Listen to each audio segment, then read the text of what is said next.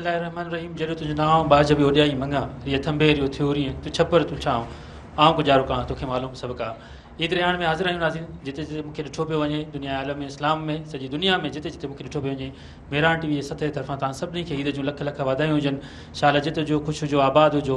धड़ींदड़ दुआ इहा आहे त हीअ धरती वापसि सुहारी थिए, हीअ धरती शाद ऐं आबाद रहे, हीअ धरती पंहिंजे सूरनि मां निकिरे, दर्दनि जो दरमान थिए, हर माण्हूअ जो हर ॾींहुं जेको आहे उहो ईद जो ॾींहुं गुज़रे।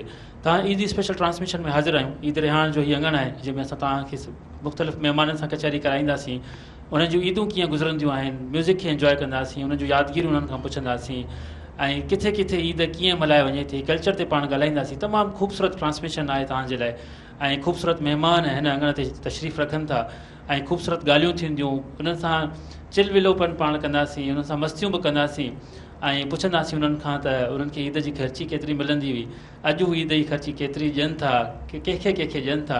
सो तमामु ख़ूबसूरत ट्रांसमिशन आहे, ऐं हीउ सिलसिलो सुबुह खां हलंदड़ पियो अचे। हीउ ईद पहिरियों ॾींहुं आहे, ऐं पहिरें ॾींहं जी ख़ूबसूरत ट्रांसमिशन ईद रिहाण में मां बिना कंहिं देरि जे पंहिंजे महिमाननि ॾांहुं वञा थो, ऐं मूंखे स्टूडियो में जेके पहिरियां मुंहिंजा गेस्ट आहिनि जेके मूंखे जॉइन कनि था, पाण सिंध ज़र यूनिवर्सिटी जा अॻूणा वाइस चांसलर आहिनि।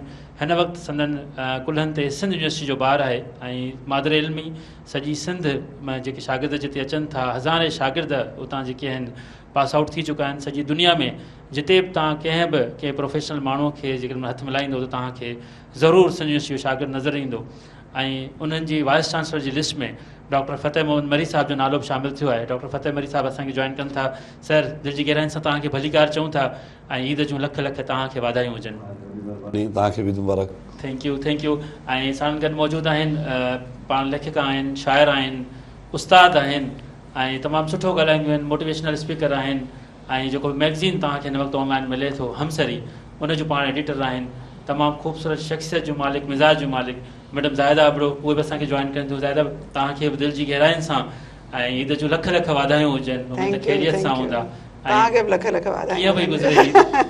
ज़बरदस्त, तव्हां सां गॾु पई गुज़रे।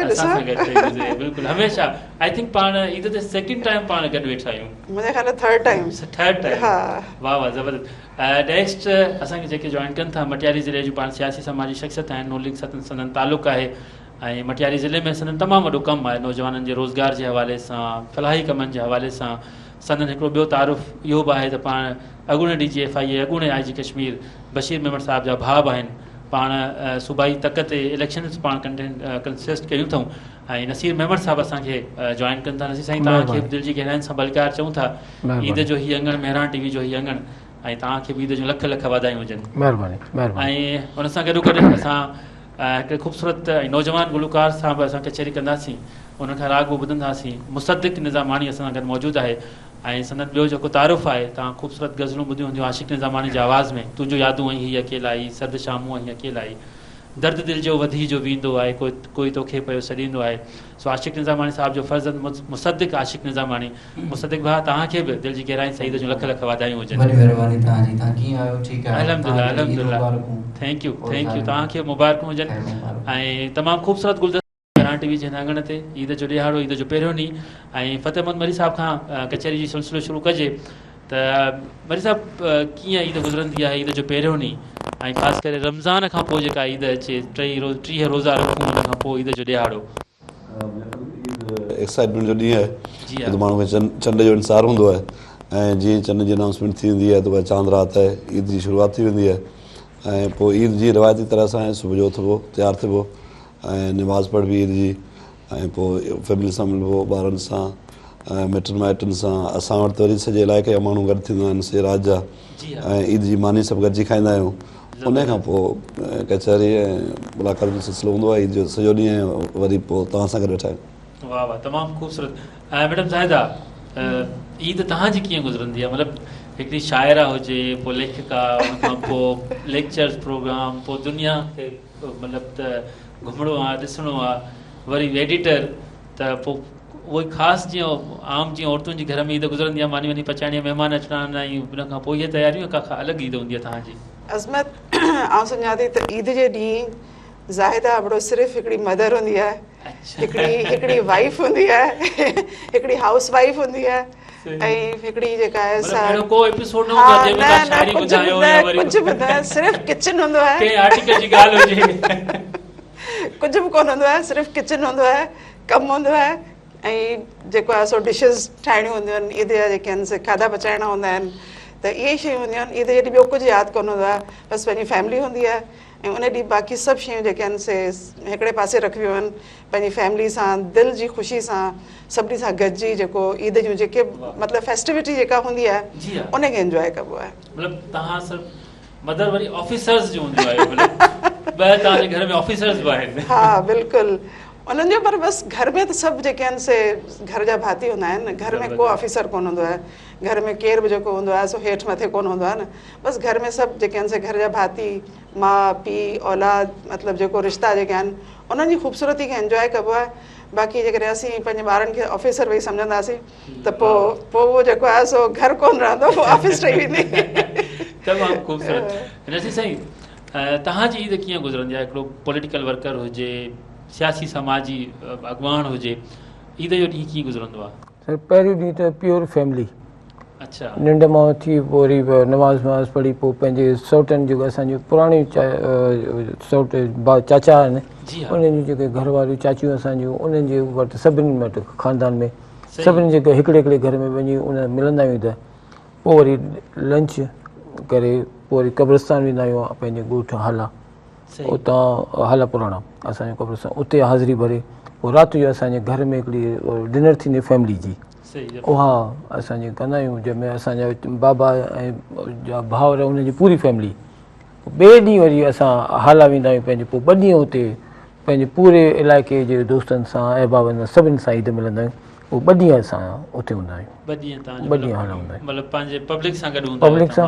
हा, ऐं पहिरें ॾींहुं जो कब्रिस्तान वेंदा आहियूं त उते बि ज़ाहिर हाला पुराणा में वेंदा आहियूं, ॻोठु असांजो उते बि मुलाक़ात थींदी आहे, त उते 2-2.5 कलाक उते बि शाम जे टाइम उहो मिलंदा आहियूं। पर जो हूअं जेको चइजे न आम तौर ते उहो ईद जे ॿिए ॾींहुं माना असांजो ॿियो ऐं टियों ॾींहुं असां प्योर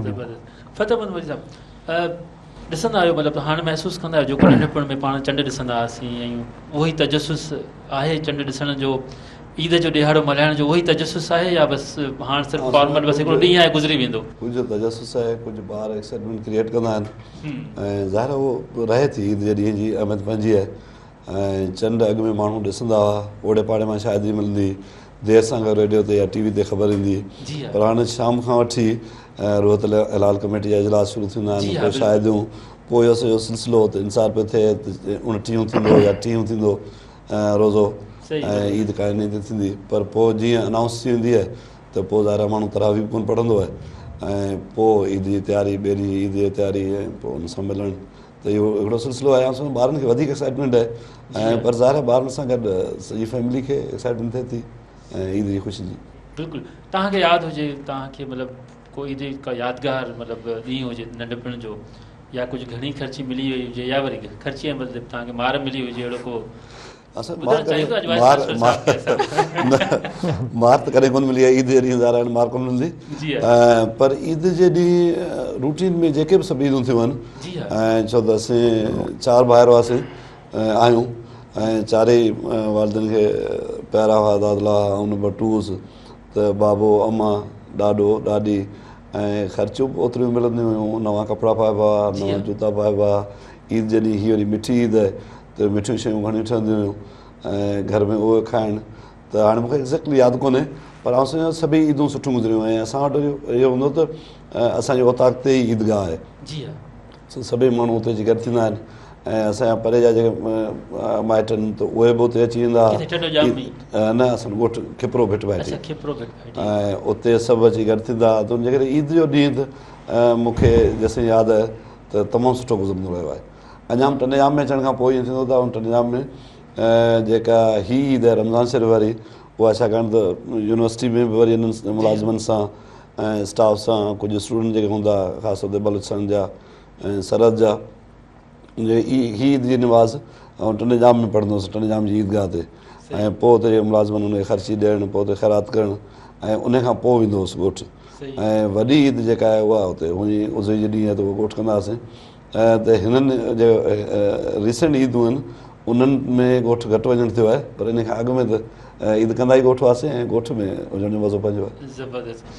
मैडम ज़ाहिदा ईद मतिलबु हैदराबाद में या मातली में या टंडो मोहम्मद ख़ान में किथे हूंदी आहे, ऐं मैडम ज़ाहिदा का यादगार ईद कहिड़ी आहे?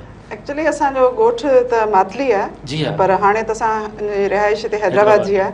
पर जॾहिं असां हैदराबाद में शिफ्ट थियासीं, मुंहिंजो फादर जॾहिं हैदराबाद शिफ्ट थियो त पोइ असां नंढा हूंदा हुआसीं, असांजो जेको ईअं चइजे त ॾाॾाणो घर या ॾाॾो असांजो मातली में हूंदो हो, त पोइ असां उते वेंदा हुआसीं।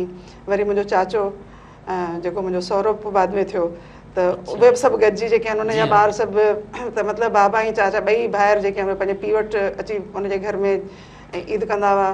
पोइ असां वेंदा हुआसीं जेॾी महिल ईद जो हाणे जेकॾहिं 29 रोज़ो आहे त उन खां पोइ बि चंड खे त जेको आहे सो ॾिसणो आहे, त अॼु चंड जेकॾहिं थी वियो त ठीकु आहे। त पोइ मतिलबु हिकिड़ो ॾींहुं अॻु जेको आहे सो उहा 29 तारीख़ खां वठी जेको आहे चंड खे ॾिसणु शुरू कंदा हुआसीं। पोइ चढ़ी वेंदा हुआसीं छित ते, हिकिड़ी ॾाकण हूंदी हुई, उन ते सभु ॿार चढ़ी जेको आहे छित ते बीठा हूंदा हुआसीं। तव्हां चंड खे ॾिसी कहिड़ी दुआ कई आहे? मिसाल ख़बर त पए न, असांखे बि चवंदा आहिनि चंड ॾिसो पोइ दुआ कयो, तव्हां कहिड़ियूं दुआऊं कयूं आहिनि चंड? चंड खे सची ॾिसी करे बसि दुआ कोन घुरी, बसि चंड खे ॾिसी हमेशह ख़ुशि थियासीं त हाणे सुभाणे ईद थींदी। नवां कपिड़ा जेके असां ठाहे रखिया आहिनि, ऐं उहा जेका एक्साइटमेंट हूंदी हुई। असां जॾहिं नंढा हूंदा हुआसीं त ज़ाहिरी ॻाल्हि आहे त हर जेका असांजी सिस्टर्स या कज़न्स त सभु पंहिंजा पंहिंजा कपिड़ा जेके आहिनि हैंग करे राति जो सभु पंहिंजा सैंडल्स जेके आहिनि लाइन में रखी मेहंदियूं लॻाईंदा हुआसीं।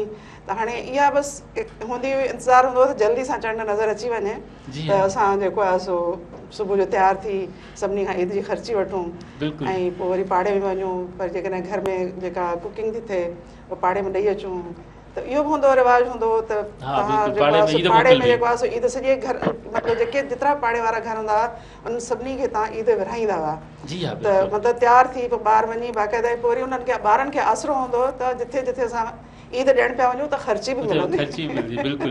सो इहा हूंदी हुई एक्चुअल जेका ईद हूंदी हुई न, या ईद जी ख़ुशी जेका हूंदी हुई इहा ई हूंदी हुई त ॿार वञनि पाड़े वारनि जे घर, पोइ उते वरी उहे तारीफ़ कनि त बाबा तूं ॾाढी सुठी पई लॻी ऐं तुंहिंजी मेहंदी ॾाढी सुठी लॻियल आहे। सो बसि इन क़िस्म जूं जेके नंढड़ी नंढड़ी। अच्छा, हू त ॿुधायो न, मतिलबु जीअं असां त नंढे हूंदे ईअं कंदा हुआसीं, नवनि कपिड़नि जी ख़ुशबू सूंघंदा हुआसीं सॼी राति वेही, तव्हां बि ईअं कंदा हुओ? मूंखे यादि आहे त मतिलबु हिकिड़ो दफ़ो आउं अञा तक़रीबन 2 या 3 दर्जे में हुअसि, त मूं जेको आहे सो हिकिड़ो सैंडल वरितो ऐं उनजे मथां हिकिड़ो बिल्कुलु प्लास्टिक ईअं शीशे वांगुरु जेको आहे सो लॻियल हो, उन मथां हिकिड़ो फ्लावर लॻियल हो ऐं उन वक़्त में उनखे सिंड्रेला सैंडल चवंदा हुआ। त मतिलबु हाणे मूंखे सॼी राति जेका आहे एक्साइटमेंट में निंड न अचे त सुबुह केॾी महिल थींदी, केॾी महिल जेको आहे असां इहो सैंडल पाईंदसि, केॾी महिल तयारु थींदसि। ऐं सॼी राति जाॻियसि पे ऐं बसि ऐं पंहिंजो जेको आहे सैंडल में अखि विझी वेठी हुअसि त सुबुह थिए त सैंडल पायां। साईं, तव्हांजी ईद कीअं गुज़रंदी आहे? नंढे हूंदे यादगिरियूं असांखे बि त ॿुधायो न। बसि असां जीअं नॉर्मल थींदी ईद इहा ई, जीअं अॼुकल्ह टाइम कोन्हे ॿारनि वटि, उहे त पाण देरि सां था उथनि, मोबाइल गैजेट हणी उहे एक्साइटमेंट ख़तमु करे छॾियूं आहिनि। जी हा। पहिरीं कपिड़ा सिर्फ़ु नवां मिलंदा ईदुनि ते, हाणे त अलाए शुक्र जेको ॾिसूं पिया माहौल, हर महीने मिले थो वञे त उहा एक्साइटमेंट कान्हे। ख़र्ची बि अॼुकल्ह रोज़ वठनि था, पंहिंजे हिसाब सां घुराइनि था, फूड पांडा छा, उहा एक्साइटमेंट जेका पहिरीं असांजे टाइम में हूंदी। तव्हां त अञा बि इलाही नंढा ॿार आहियो, असां जेके साईं ऐं असां हूंदा हुआसीं उन ज़माने में ॿार चई छॾियो, मां ॾिसां पियो त मूंखे चवंदा तव्हां वॾा थी विया, मां अञा ॿार ई आहियां। न, तव्हां त दादा असां पुटनि जे लाइ हा न, असांजे पुटनि जे लाइ आहियो त दादा, हाणे तव्हां त साईं बहितर सम्झो, तव्हां बहितर सम्झो, त उहा एक्साइटमेंट हूंदी त ख़ैर सिर्फ़ु ईद ते कपिड़ा मिलंदा, ख़र्ची उहा वॾे पैमाने ते ईद ते मिलंदी। पोइ जेतिरी मिलंदी हर कंहिंजो पंहिंजो पंहिंजो सिस्टम हो, जेको घरनि जो जंहिं ग़रीबनि खे मिलंदी उहा अगरि 20 रुपया त हुनखे 50 रुपया मिलंदी, इहो उहो त उहो हूंदो, पर वधीक मिलंदी। हाणे उहा जेको मूं फील कयो त ॿारनि में उहा एक्साइटमेंट कोन हूंदी आहे, शायदि मूं जेको फील कयो आहे। ख़र्ची ॾींदा पियूं त ज़ोरीअ 80 रुपया ॾींदा आहियूं, उहे वठनि न वठनि, बसि मूड ते हूंदा आहिनि, जेको मूं फील कयो आहे। अच्छा साईं, बशीर मेमण साहिब जी ईद कीअं हूंदी? मतिलबु उहो गॾु जीअं एज़ इट इज़ असांजी इहा ई, असां जॉइंट फैमिली, असांजो घर हिकिड़ो ई आहे, त ईद ते बशीर साहिबु ईंदा आहिनि। पोइ सुबुह जो उथी असां नमाज़ पढ़ी वरी पोइ पंहिंजे सौटनि जे घर वेंदा आहियूं, सौट माना चाचियुनि सां मिलण जेको आहे सिलसिलो, वरी पोइ कब्रिस्तान, पोइ राति जो डिनर, ॿिए ॾींहुं वरी पंहिंजो। नाज़रीन, ईद रहण में ॻाल्हि ॿोल जो सिलसिलो जारी आहे, चटपटियूं ॻाल्हियूं आहिनि, अञा खोड़ ॻाल्हियूं कढियूं, नंढो ब्रेक आहे, ब्रेक खां पोइ जल्दी वापसि अचूं, ॾिसंदा रहो ईद रहण।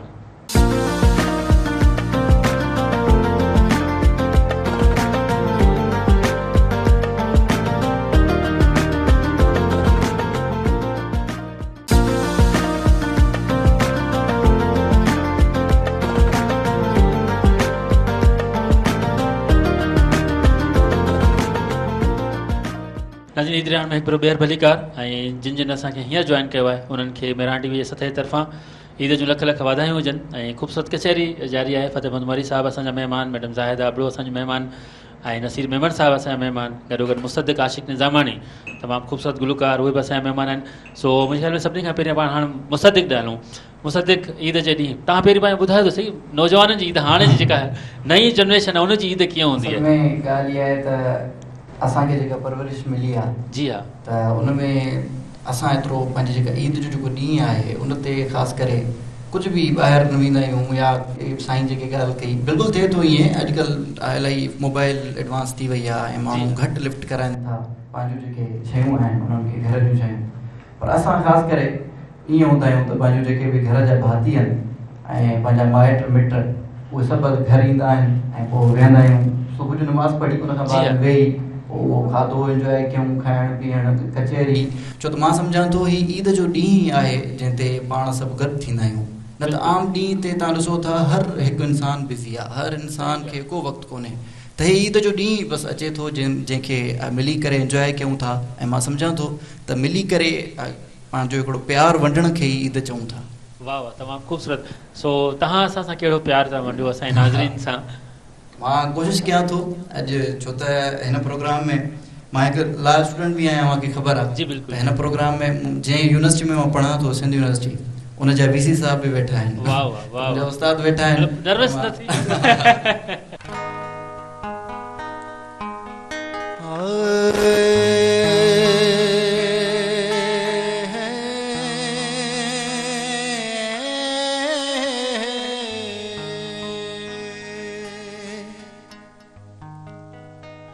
तूं ॾस तोखे कीअं ॿुधायां,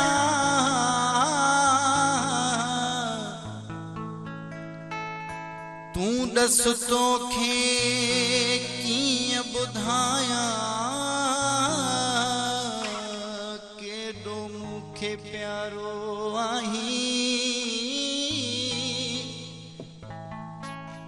ओ जेते मुंहिंजी किस्मत आहे सो तूं ढोलिया ढारो आहीं, तूं मुंहिंजो सनम आहीं, मां तुंहिंजो सनम आहियां, ओ मुंहिंजा सुहिणा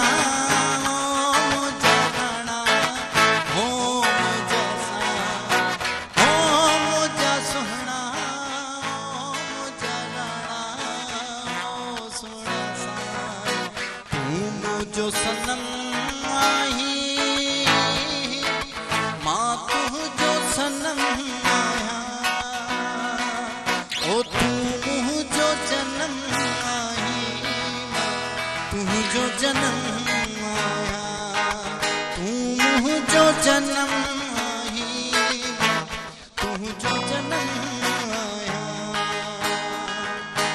अच पंहिंजे हथनि सां ॿई तक़दीर लिखूं पंहिंजी, अच पंहिंजे हथनि सां ॿई तक़दीर लिखूं पंहिंजी, ओ तूं मुंहिंजो कलम आहीं, तुंहिंजो कलम आहियां, ओ तूं मुंहिंजो कलम आहीं, तुंहिंजो कलम मुंहिंजो सनम आहीं, मां तुंहिंजो सनम आहियां, ओ तूं मुंहिंजो जनम आहीं, तुंहिंजो जनम आहियां, ओ तूं मुंहिंजो जनम आहीं, तुंहिंजो जनम आहियां। तमामु ख़ूबसूरत, तमामु ख़ूबसूरत, ज़बरदस्त ज़बरदस्त। ईद जे ॾींहुं सनम खे यादि ॾियारायो 10 मिनट। फ़तेहमंद मरी साहिबु, जवान थियण खां पोइ ज़ाहिर आहे तव्हां पंहिंजी औलाद खे या पंहिंजे नंढनि खे जंहिं महिल ईद जी ख़र्ची या तोहफ़ा ॾींदा आहियो त कहिड़ी यादि आहे जेका तव्हांखे मतिलबु जज़्बाती करे छॾींदी आहे? हाणे यादि कोन्हे का अहिड़ी ॻाल्हि जेका जज़्बाती कंदी हुजे, पर ॿार जेका ख़र्ची वठंदा नंढो मुंहिंजो ख़र्ची वठंदो आहे त उहो वरी लिकाए रखंदो हुजे त बाबा हीअ ख़र्ची वरितमि हीअ त रखणी आहे, हाणे जो ख़र्चु कंदुसि उहो तव्हांखे ॾियणो आहे। त ॿार केॾा इंटेलिजेंट आहिनि, केॾा टैलेंटेड आहिनि, ऐं उहा ख़र्ची वठंदा त ख़र्ची रखंदो आहे, पोइ वरी बाद में उहे पैसा वरी मोटाए मूंखे ॾेई छॾींदो आहे। पर फ़िलहालु जेको वठंदो ऐं उनजो मुक़ररु थियलु हूंदो आहे बाबा तव्हां खां एतिरा वठंदुसि, अम्मी खां एतिरा वठंदुसि, ॾाॾी खां एतिरा वठंदुसि, ॾाॾे खां एतिरा वठंदुसि, माना इन तरीक़े सां हुनजे ज़हन में हूंदो आहे त कंहिंखे केतिरी ख़र्ची वठूं। ऐं ज़ाहिर आहे असीं हुन वक़्त में को टारगेट रखी ख़र्ची कोन वठंदासीं, जेको ख़र्ची ॾींदो माइट उहो वठंदासीं। हाणे असां सुठी ख़र्ची मिलंदी हुई, छो त ज़मीनदारी घराणो हो ऐं उनजे करे असांजे मुंहिंजे ख़्याल में त कोन ठहंदा ऐं उहे घटि हूंदा, ॾाढो वधि 50 रुपया ॾींदो। ऐं उन वक़्त में ज़ाहिर आहे नंढपण में जेको पैसे जी वैल्यू वधीक हूंदी हुई, उन पैसे जो परचेसिंग पावर वधीक हो, रियल वैल्यू जेका आई उहा डिफरेंट हुई। ऐं उन में 50 रुपया, 10 रुपया, 20 रुपया, ऐं आउं नथो सम्झां 100 जो नोट केरु ॾींदो हुजे औलाद खे। हीअं त औलाद 1000 रुपए खां घटि त वठे कोन थो, अञा वधीक थो वठे। ऐं शॉपिंग अलॻि आहे, ईद खां पहिरीं जेके मामला आहिनि, कपिड़ा वठणा आहिनि, उहे अलॻि मामला आहिनि। त केतिरा सूट वठंदा आहिनि, सुबुह जो कहिड़ो पाईंदुसि, शाम जो कहिड़ो पाईंदुसि, ईद जे ॿिए ॾींहुं कहिड़ो पाईंदुसि। त हाणे त ॿार उहे सॼी प्लैनिंग था कनि। ऐं उन वक़्त में त असीं एतिरा सूट कोन वठंदासीं, ईद जो हिकिड़ो ई सूट वठंदासीं, ईद जो हिकिड़ो ई शूज़ या बूट वठंदासीं, ऐं वधि में वधि ॿियो बि थोरो घणो सामान को परफ्यूम या ॿी का शइ, पर उनजो क्वांटम एतिरो वधीक कोन हो। ऐं हाणे हुनजो क्वांटम जेको दुनिया मॉडर्नाइज़ थी आहे ऐं जेका मार्केट इकॉनमी आई आहे त पब्लिसिटी बि घणी आहे। हाणे तव्हां ॾिसो था न टीवी जे मार्फत ऐं सोशल मीडिया जे मार्फत जेके प्रोडक्ट आहिनि मुख़्तलिफ़, हुनजी पब्लिसिटी बि घणी थी थिए, उनजे करे बि उनजी डिमांड ज़ाहिर आहे वधीक जनरेट थी थिए। ज़बरदस्त। मैडम मैडम जॾहिं पाण रोज़ा रखी अचूं था, मतिलबु पाण हिकिड़े सीरियस क्वेश्चन था वञूं, थोरो नंढिड़ो नंढिड़ो, त ईद बज़ाहिर कंहिंखे चइबो आहे? मतिलबु पाण जेको ईद मल्हायूं पिया हिन मौजूदा दौर में 2026 में, त उन टाइम ईद खे मतिलबु छा पाण नालो ॾियूं? ईद छा आहे? ईद जो मतिलबु ई आहे ख़ुशी। जी हा, ठीकु आहे न। ख़ुशी जो मतिलबु आहे त तव्हां सेलिब्रेशन कयो, फेस्टिविटी कयो। ऐं आउं सम्झां थी त हीअ जेके रमज़ान जा जेके 30 रोज़ा आहिनि या 29 रोज़ा जेके बि थियनि था, इहे जॾहिं माण्हू रखे थो त उन खां पोइ ईद तव्हांजो उन्हनि रोज़ाइतनि माण्हुनि जे लाइ उनजो इनाम आहे न। त उन्हनि जी हाणे उहे रोज़े मां जॾहिं पंहिंजो पीरियड पूरो करे इबादत करे ऐं जेके फ़र्ज़ पंहिंजा पूरा करे उहे निकिता आहिनि, त हाणे उन्हनि जे लाइ हिकिड़ो ख़ुशी जो त्योहार आहे। ऐं हर मज़हब में ईअं सम्झो त मुख़्तलिफ़ तरीक़नि सां जेके आहिनि त्योहार आहिनि, फेस्टिविटी थींदी आहे। त इस्लाम जेको आहे उन असांखे हिकिड़ो ईद जो कॉन्सेप्ट ॾिनो आहे ऐं ॾाढो ख़ूबसूरत कॉन्सेप्ट आहे, जंहिंमें तव्हां नवां कपिड़ा था पायो। बल्कि इस्लाम जो हिकिड़ो कॉन्सेप्ट ऐं सम्झां थी ॾाढो हुन में फ़लसफ़ो आहे त ईद तॾहिं ई आहे तव्हांजी जॾहिं तव्हां पंहिंजे मतिलबु घर खां अलावा उहो माण्हू जेको ग़रीब आहे, इन करे असां हिनखे ईद उल फितर था चऊं न। ॾिसो न, उन में ग़रीब जो हिसो रखियो वियो आहे बाक़ाइदा। त तव्हां ईद खां पहिरीं हिकिड़ो जेको आहे सो फितरानो ॾींदव, जेके उहे माण्हू जेके अफोर्ड नथा करे सघनि त उन्हनि खे तव्हां उहे पैसा ॾींदा, त जीअं उहे माण्हू बि जेके आहिनि से पंहिंजे ईद जो बंदोबस्तु करे सघनि, उन ॾींहुं सुठो खाई सघनि, सुठा कपिड़ा पाए सघनि। त हीअ जेको मतिलबु फ़लसफ़ो आहे, इहो आहे हिकिड़े क़िस्म जी जेका आहे सा बराबरी, इक्वेलिटी, पैरिटी जेको आहे सो क्रिएट करण जो जेको आहे सो फ़लसफ़ो आहे। ऐं तव्हां हिक ॿिए सां गॾिजी रहो, को एग्ज़िस्ट कयो, मतिलबु ग़रीब ऐं अमीर जेको आहे उहो पाण में गॾिजी। बाक़ी त ईद जो ॾिसो न, ईद जेको आहे सो ॿियो कुझु कोन्हे, ईद आम ॾींहुं आहे, पर उन में जॾहिं असां उन फ़लसफ़े खे जीआरण जी कोशिशि कयूं था, जेको असांखे असांजो दीन सेखारण जी कोशिशि करे थो, या मज़हब जी हिकिड़ी जेका तमामु ईअं सम्झो त बुलंद फ़लसफ़ो जेको असांखे टीचिंग जे तौर ते मिले थो, जेकॾहिं असां उन तरीक़े सां कयूं था त पोइ त वाक़ई ईद आहे न। उन में असां मुख़्तलिफ़ रंग शामिल कयूं था। असीं पाण खां घटि जेके माण्हू आहिनि, जेके अफोर्डेबल कोन्हनि, मतिलबु घटि स्टेटस में कोन्हनि, पर अफोर्डेबिलिटी में जेको आहे सो असांखां को माण्हू जेको आहे उहो घटि आहे, त उन खे असां जेको आहे सो माली मदद ॾेई उनजे ॿारनि खे कपिड़ा वठी ॾियूं, उन जे ॾींहुं उनखे मतिलबु अहिड़ो जेको आहे सो ग्रोसरी वठी ॾियूं जो उहो बि उन ॾींहं ते सुठो खाधो खाई सघे ऐं उहो ख़ुशि थी सघे त हा मूं बि अॼु ईद कई आहे न, पेट भरे खाधो आहे।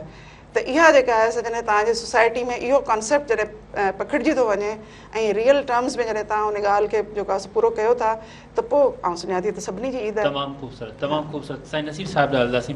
सभु तव्हां ज़ाहिर मटियारी ज़िले खे ॾिसो था, ॻोठनि में वञो था, हिन दौर में कीअं था ॾिसो त जेके ॿहिराड़ीअ में माण्हू वेठा आहिनि उन्हनि जी शायदि ईद थिए थी या ईद न बि थिए थी या बसि ईअं ई आम ॾींहुं गुज़री थो वञे?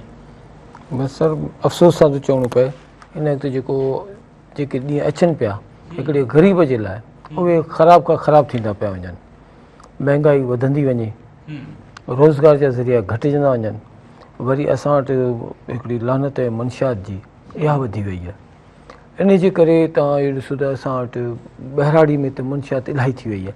शहर में त जेको आहे सा आहे, ॿहिराड़ी में उनजो वरी रिसोर्सिस जे कमाई जा उहे घटि आहिनि, त पोइ छा थो थिए, पोइ माण्हू पंहिंजो छा चवंदा आहिनि इज़त नफ़्स खे मारीनि था, पोइ चोरियूं कनि था, मुख़्तलिफ़ क़िस्म जूं थियनि थियूं। इन आहे अफ़सोस थो थिए ॿहिराड़ी में मतिलबु हाणे उहा ईद जा रंग मतिलबु तव्हांजो चवण जो मक़सदु आहे नाहिनि जा मतिलबु माण्हू हाणे मतिलबु ईद मल्हाइनि नथा, आम ॾींहुं हूंदो आहे न, ईद मल्हाइनि त था पर नमाज़ पढ़नि था, पोइ कचहरी कनि था, उहा आहे। पर जेका रौनक हुजे, जेका एक्साइटमेंट हुजे न, जेका ईद जंहिं चइजे, उहा तव्हांखे नज़र घटि ईंदी, उहा तव्हांखे घटि ईंदी। पोइ हाणे मुख़्तलिफ़ तरीक़नि सां उहो कपिड़ा वठी था छॾीनि, उहो ॿारनि खे ईद जे ॾींहं ते ज़ाहिर सभु कज़न्स गॾु वेहंदा आहियो त पोइ को ॻाइणु वाइणु थींदो आहे, को तव्हां शाइरी ॿुधाईंदा आहियो, को उन्हनि खे को कलाम वलाम ॿुधाईंदा आहियो या बसि तव्हां ईअं ख़ामोश रहंदा आहियो? वाइस चांसलर त तव्हां हाणे थिया आहियो न, हुन खां पहिरियों ॻाल्हियूं ॿुधायो। न, अॻे जूं ॻाल्हियूं शाइरी त का खणी कोन्हे। ईद वारी राति ते असांजी महफ़िल थींदी, म्यूज़िक थींदो, ऐं ईद वारे ॾींहं ते त सॼो ॾींहुं माण्हू थकिजी थो पए, वरी शाम जो का म्यूज़िकल प्रोग्राम कोन्ह थींदो। पर इहो आहे त अलबत्ता ताश जी रांदि असीं खेॾंदा हुआसीं, जेको दस्तूर आहे सेट, ऐं उहो उन नंढे हूंदे खां वठी अॼु ॾींहं ताईं मंझंदि जी नमाज़ खां पोइ ताश ते वेंदा आहियूं, ताश जी टूर्नामेंट थींदी आहे, पतनि जी रांदि खेॾंदा आहियूं। ऐं उहो हिकिड़ो फ़न हूंदो आहे। ऐं ॿियो मुंहिंजा मामा आहिनि, उहे ईंदा आहिनि त उन्हनि सां मिलणु उहो हिकिड़ो फ़न आहे। नानाणनि मां कोई ईंदो आहे त उन्हनि सां मुलाक़ात करणु, त जेको मेनली जेको फ़न आहे उहो ताश रांदि खेॾणु आहे। अॻु में मलाखड़ो बि थींदो हो, मल थींदी हुई या इन क़िस्म जी ईद जे ॾींहं ते शहरनि में, जीअं नसीर साहिबु ॻाल्हि कई त शहरनि में सभई शहर सिंगारजी वेंदा, झंडियूं ॿधंदा माण्हू, ऐं उन्हनि जी हिकिड़ी तयारी थींदी हुई। ऐं हाणे उहा उन तरीक़े सां कोन्ह थी थिए, ऐं शायदि हाणे इहो रूटीन थी वियो आहे, ऐं उनजे करे या माण्हुनि जी फाइनेंशियल सूरत हाल डिफरेंट आहे, या हाणे टेक्नोलॉजी अचण जे करे, मोबाइल अचण जे करे, घरनि में टीवी अचण जे करे माण्हू ओतिरो ॿाहिरि नथो निकिरे जेतिरो अॻु में एंटरटेनमेंट जा थिएटर हिकिड़ो ज़रियो हूंदो, मलाखड़ो ॿियो ज़रियो हूंदो, मेलो लॻंदो हो। ईद जे ॾींहुं तक़रीबन मेले जो समां हूंदो हो शहर में। मंझंदि खां पोइ सभई माण्हू शहर ईंदा ऐं इहे होटल जी वेंदा या कोल्ड ड्रिंक्स ॿियो थियो, माना हिकिड़ो चांहि। पर हिकिड़ी उहा शइ जेका आहे न, उहा शायदि घटिजी वई आहे। पर हाणे उनमें शहरनि में वरी वधीक वॾनि शहरनि में त ईद जे ॾींहुं फंक्शन बि थियनि था, दावतूं थियनि थियूं, म्यूज़िकल प्रोग्राम थियनि था, ऐं 3 ॾींहं माण्हू सेलिब्रेट कनि था उनखे। तव्हां सां मिक्स क़िस्म जो रुझान आहे। शायदि ॿहिराड़ियुनि में या ॻोठनि में सेलिब्रेशन थोरो घटि ई आहे, ऐं शहरनि में माण्हुनि खे वधीक सहूलियतूं मिलियूं आहिनि, हुनजे करे सेलिब्रेशन वधी आहे। मतिलबु तव्हां असां चाहींदासीं तव्हां इहो ॿुधायो त तव्हांखे जो पसंदीदा गुलूकार कहिड़ो आहे, ऐं तव्हां जेकॾहिं असांखे झुंगारे ॿुधायो त पोइ त वाह थी वेंदी। ख़राबु आहे, ॻाल्हाए नथो सघां। बाक़ी फ़नकार सभु पसंदि आहिनि, सभु मंज़िल खनि पसंदि हो, आबदा परीन पसंदि हुई, ऐं उर्दू में बि सभई जेके उस्ताद अमानत अली खान, सलामत अली खान, पंकज उदास, ऐं इहे पसंदि हुआ। हींअर नौजवान रागनि मां शफ़ी फ़कीर पसंदि आहे, ऐं शफ़ी शागिर्द जेके आहिनि रफ़ीक वारा उहे पसंदि आहिनि, ऐं समूह साहिबु आहे उहो पसंदि आहे। त इहे मुख़्तलिफ़ माण्हू, शाइरी मूंखे यादि हूंदी हुई काफ़ी, साईंदास साहब जी तक़रीबनि में शाइरी यादि हूंदी हुई, शेख अयाज़ जी, शेख अयाज़ जी या पंहिंजो आकाश जी या ॿियनि सभिनी जी, उस्ताद बुखारी जी, नींहुं निबिरी वञे त ॾाढो सुठो, राति गुज़री वञे त ॾाढो सुठो, ऐं हथ अखियुनि सां खणा उन खां अॻे बोड़ उकिरी वञे त ॾाढो सुठो। इहो साईंदास जो शहर, ऐं सागरनि सां आकाश जूं शाइरियूं काफ़ी लास्ट प्रोग्राम ते आकाश सां गॾु हुआसीं, ऐं उन में बि आकाश जा तमामु सुठा गज़ल आहिनि ऐं नज़म आहिनि, ऐं सागरनि सां उस्ताद बुखारी जा त शाइरी खोड़िया त जेका चवंदो उहो ॿुधाईंदासीं। मां चाहियां थो त मतिलबु जेके तव्हांजा स्टूडेंट्स आहिनि ज़रई यूनिवर्सिटी जा, यूनिवर्सिटी जा, उन्हनि खे मतिलबु वाइस चांसलर साहिब खे ॿुधाए त मां जेॾीमहिल सफ़ा ईअं वांदो हूंदो आहियां त पोइ रेंडमली कहिड़ो गीत वधीक झुंगारींदो आहियां, पंकज उदास जो या उस्ताद बुखारी शाइरी कंहिंजो मतिलबु माना झुंगारे नथो सघां, मतिलबु भला ॿोली ॿुधाए छॾियो न जीअं पंकज उदास जो अक्सर मां बि झुंगारींदो जुदा हमसे हुए इस दिल ने धड़कना छोड़ दिया। हा, पंकज उदास घणो करे ग़मगीन गज़लूं आयूं आहिनि। जी हा, ऐं ईद वारे ॾींहं ते ग़मगीन गज़लूं नथा कयूं। ऐं उहो उस्ताद बुखारी जो शेर आहे, सूंहं ऐं नींहं जी हर कंहिंखे आहे सुञाण, एतिरो टूप अंधो को कोन्हे, लॻो तीर ठीक गुथो को कोन्हे, तुंहिंजे नौखेज़ निगाहुनि खां बचियो को कोन्हे। सो शाइरी जो हर माण्हू खे असर आहे। निगाहुनि जी ॻाल्हि अची वई आहे। सो मूंखे चयो पियो वञे ब्रेक वठी नौखेज़ निगाहनि ते थोरो तफ़सीली जाइज़ो वठो। नंढो ब्रेक आहे, ब्रेक खां पोइ जल्दी वापसि अचूं था ऐं पोइ वाइस चांसलर साहिब जी नौखेज़ निगाहुनि ते तफ़सीली जाइज़ो वठूं, ॾिसंदा रहो ईद रिहान।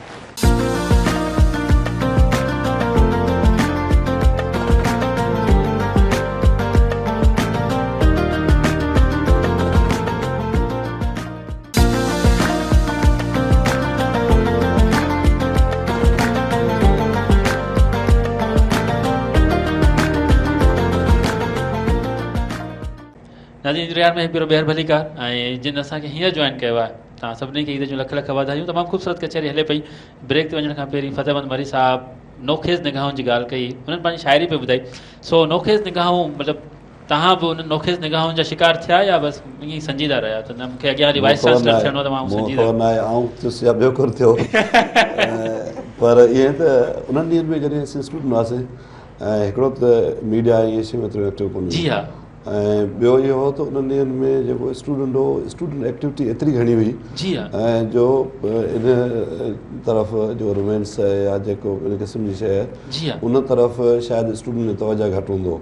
जी हींअर आउं ॾिसंदो आहियां त नौजवान जे ॻाल्हियूं आहिनि या जेको इंट्रस्ट आहे, जी हा, ऐं असांजे स्टूडेंट लाइफ जे इंट्रस्ट में ऐं उन्हनि में ॾींहुं राति जो फ़र्क़ु हो। हुन हिकिड़ो त रीज़न इहो हो शायदि मार्शल खां पोइ ऐं ताज़ी माना जेको पॉलिटिकल मूवमेंट हुई, मार्शल लॻी, भुटे साहिब हुकूमत ख़तमु थी असीं इन टाइम में यूनिवर्सिटी में कॉलेजनि में पिया हुआसीं या स्कूलनि में, त उहो सॼो हिकिड़ो पॉलिटिकली ॾाढो एक्टिव दौर हो। ऐं स्टूडेंट जेको बि हो उहो घणो करे हिकिड़ी पॉलिटिकल आइडियोलॉजीस सां या हिकिड़ो जेको आहे न क़ौमी शऊर सां, उहो हिकिड़ो जेको रोमेंस हो त उन तरफ़ वधीक हो। तव्हां उन वक़्त जी शाइरी ॾिसो, उन वक़्त जो लिटरेचर ॾिसो, उन वक़्त जी अख़बारूं ॾिसो, त उन्हनि में जो कॉन्टेंट छपिबो हो ऐं अॼु ॾींहुं अॼोकी जेकी शाइरी आहे, म्यूज़िक आहे, ऐं उनजे कॉन्टेंट में फ़र्क़ु आहे। उनजे करे आउं सम्झंदो कॉन्टेक्स्ट उनजो मुख़्तलिफ़ हो। ऐं पर उन्हनि में ज़ाहिर आहे बुखारी ॾाढो मक़बूल हली बाग़ी उन दौर में लिखियो, हली बाग़ी जी घणी इनक़लाबी शाइरी आहे। अफ़सराम जे टोले जी राणी, उहो ज़ाहिर रोमेंटिक शेर बि लिखिया, हली बाग़ी घणा मज़ाहिमती शेर लिखिया। ऐं डॉक्टर आकाश बि रोमेंटिक शाइरी कई आहे, पर घणी मज़ाहिमती शाइरी। साईंदास जी शाइरी मज़ाहिमत कोन्हे। ऐं साईंदास जो हिकिड़ो शेर हो, पोइ हुन में साईंदास जी हुन शादी थियल कान हुई, पोइ वरी सभिनी दोस्तनि चयो त इहो शेर आहे या ज़रूरत रिश्ता जो इश्तिहार आहे। हाल मुंहिंजा पुछे मुंहिंजा ॻोढ़ा उगे को त अहिड़ो हुजे, बल्कि पांद में पाए मोटां जॾहिं दर ते मुर्की मिले को त अहिड़ो हुजे। पोइ इहो शेर लिखण खां पोइ साईंदास जी जल्दी शादी थी वई। मतिलबु इहो तव्हां अॼु राज़ कयो आहे त साईंदास जी शायदि कीअं थी। सो मैडम ने मैडम ज़ाहिदा तव्हां त शाइर आहियो न, मतिलबु ईद जे ॾींहुं पंहिंजे वंड कयो, वंड मतिलबु हीअ ख़ुशीअ जो ॾींहुं आहे, सो ख़ुशीअ जो इज़हार कयो पंहिंजी शाइरी जी सूरत में। ऐं असां मतिलबु ॼाणणु चाहींदासीं त मैडम कंहिंखे वधीक ॿुधंदी आहे, मैडम जी शाइरी कंहिं कीअं ॻाई आहे? सची ॻाल्हि इहा आहे त शाइरी जेका आहे सा मुंहिंजो मिज़ाज आहे त कोन, पर ख़बर न आहे त मूं कीअं शुरू करे छॾी।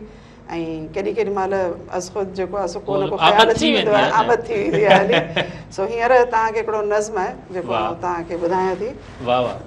छेड़ वरी को साज़ न हो तूं, सरगम ॿी का ॻाए, मूंखे गीत ॿुधाए। धरतीअ जे फेरनि में मूंखे फेरा तूं पाराए, मूंखे गीत ॿुधाए। थी पओ चंड लम्हनि लाइ मूं त चकोर बणाए, रंग खणी इन लठ मां अच तूं, सभु मूंखे पाराए, मूंखे गीत ॿुधाए। टहकनि मां हिकु छेर खणी अच, टहकनि मां हिकु छेर खणी अच ऐं मूंखे पाराए, मूंखे गीत ॿुधाए।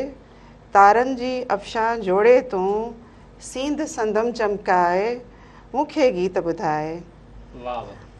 चंद्रमा जी चांडोकीअ मां चांदीअ हार बणाए मूंखे पाराए मूंखे गीत ॿुधाए चपड़नि लाइ शबनम कतरो थी मूं ते माक वसाए मूंखे गीत ॿुधाए। मूंखे गीत ॿुधाए, तमामु ख़ूबसूरत, मूंखे गीत ॿुधाए। साईं नसीर साहिबु ॾांदासीं। ॾिस साईं, हिकिड़े पॉलिटिकल वर्कर जी मतिलबु तव्हां छा था सम्झो त ईद जे ॾींहुं हुनजो छा मतिलबु त पंहिंजे माण्हुनि सां इंट्रेक्शन कीअं हुजणु घुरिजे, या सिर्फ़ु ईअं ई बसि ईद जे ॾींहुं सभु ईंदा हुता किथे बसि मेल मुलाक़ात थी वञे, आम ॾींहंनि माण्हुनि सां इंट्रेक्शन न हुजे, का कम्युनिकेशन न हुजे, तव्हां छा था सम्झो त माण्हुनि सां कीअं मतिलबु त कम्युनिकेशन गैप जेको हींअर वधी वियो आहे, ॾाढा माण्हुनि जा मसइला आहिनि, उहो तव्हां कीअं मतिलबु पूराओ कीअं कंदा आहियो हुनजो? साईं असांजो अल्हम्दुलिल्लाह कम्युनिकेशन असांजो टुटंदो ई कोन्हे। जी हा। उमूमन जेको थींदो आहे, जेके माण्हू ईद जो इंतज़ारु कंदा आहिनि, ख़ासि कीअं जो त ज़ाहिर जेके बि चूंडियल नुमाइंदा हूंदा आहिनि, जेके बि हूंदा आहिनि पंहिंजा उन जा, उहे ईंदा ई टे में 4 महीननि खां पोइ या 5 महीननि खां पोइ, उते त उन्हनि खे फीलिंग, पर असांजो तक़रीबन रोज़ जो आहे। सही। रोज़ असांजो हिकिड़ो सिस्टम आहे, जेको सिस्टम में आहे, जंहिंखे कमु हूंदो त अॼुकल्ह मोबाइल त ईज़ी थी वियो आहे, पोइ कॉल फ़ोन अटेंड कंदा आहियूं, फ़ोन कॾहिं बि रिंग बैक कंदा आहियूं, आदत आहे। त उहो असां वटि अलाए शुक्र उहो एज़ इट इज़ आहे। बाक़ी ईद जो ख़ासि हूंदो आहे, कंहिं ग़रीब हूंदो आहे जेको सुठो वर्कर या नंढो वरी ग़रीब वर्कर चवंदो अची मुंहिंजी चांहि पीओ, हुनखे उहो प्राइड फील कंदो आहे त 4 दोस्त वठी वेंदा आहियूं, पाड़े जा दोस्त, कुझु नेक मर्द पाड़े जा, त उन में हुनखे वीचारे खे थोरो फील कंदो त यार मुंहिंजे लाइ इज़त अफ़ज़ाई, त इहा ज़रूरु कंदा आहियूं। या इफ़्तारियूं थींदियूं आहिनि हींअर रमज़ान में, उहे बि। तव्हांजो भला म्यूज़िक सां केतिरो चाहु आहे, अदब सां? साहिबु 2012 ताईं त हो, 2012 खां जॾहिं खां सोशल लाइफ में आया आहियूं, ख़िदमत जी लाइफ में, हाणे बाक़ाइदा 2012 ताईं नसीर मेमण साहिबु मतिलबु कंहिंखे ॿुधंदो हो, कंहिंखे पढ़ंदो हो, या साईं बशीर मेमण वारा CSS वारा किताब पढ़ंदा हो? CSS वारा किताब मूं 86 में पढ़िया, 2-3 सालनि ताईं, पोइ वरी आउं ज़मींदारी अची वियुसि त वरी उहो मतिलबु उहो पासो तव्हां बदिलायो? बसि पोइ पढ़ंदो सिंध यूनिवर्सिटी में ई, साईं जो शागिर्दु, सिंध यूनिवर्सिटी में मूं कॉमर्स M.Com कई आहे 86 में। सही। त बसि पोइ उन दौरान ई ज़मींदारी शुरू कई, CSS जी तयारी शुरू कई, पर वरी कोई एक्सीडेंट अहिड़ा थी विया त न कंटिन्यू करे सघियुसि, इम्तिहान ई न ॾेई सघियुसि, पोइ वरी ज़मींदारी में आयुसि त पोइ मुसलसल, पर पोइ कंफर्टेबल लाइफ, अलाह जो शुक्र आहे। हिकिड़े शहरी माण्हू हूंदा आहिनि न, हफ़्ते में हिकिड़ो ॾींहुं मानी खाइणु ॿाहिरि वञिणो आहे, साल में हिकिड़ो फॉरेन टूर करिणो आहे, ज़रूरु हूंदो, 15 ॾींहं कराची वञिणो आहे, ज़रूरु हूंदो, माना इहो फैमिली सां, फैमिली मस्तु हूंदो। पोइ वरी 2012 खां पोइ हीउ जेको सोशल वर्क में आयासीं त काफ़ी शयूं पोइ स्लो थी वियूं, आहिस्ते स्लो थी, पोइ माइंड सेट चेंज थी वियो इनफैक्ट।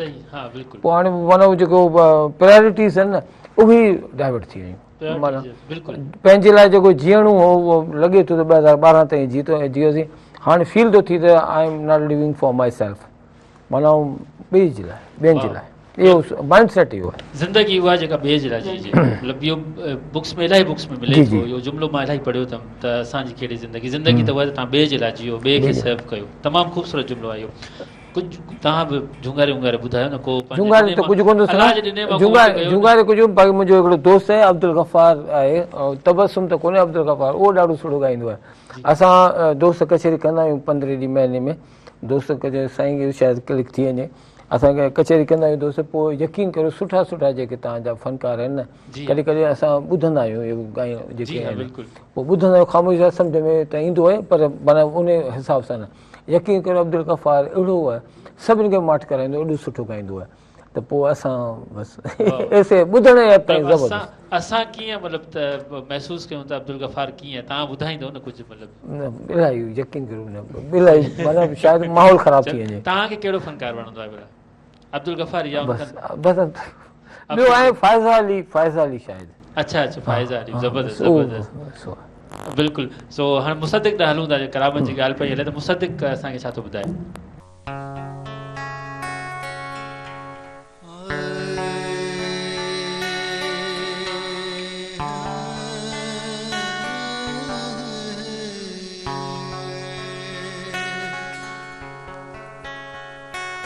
ज़हर पी दे त ज़हर पीवींदुसि,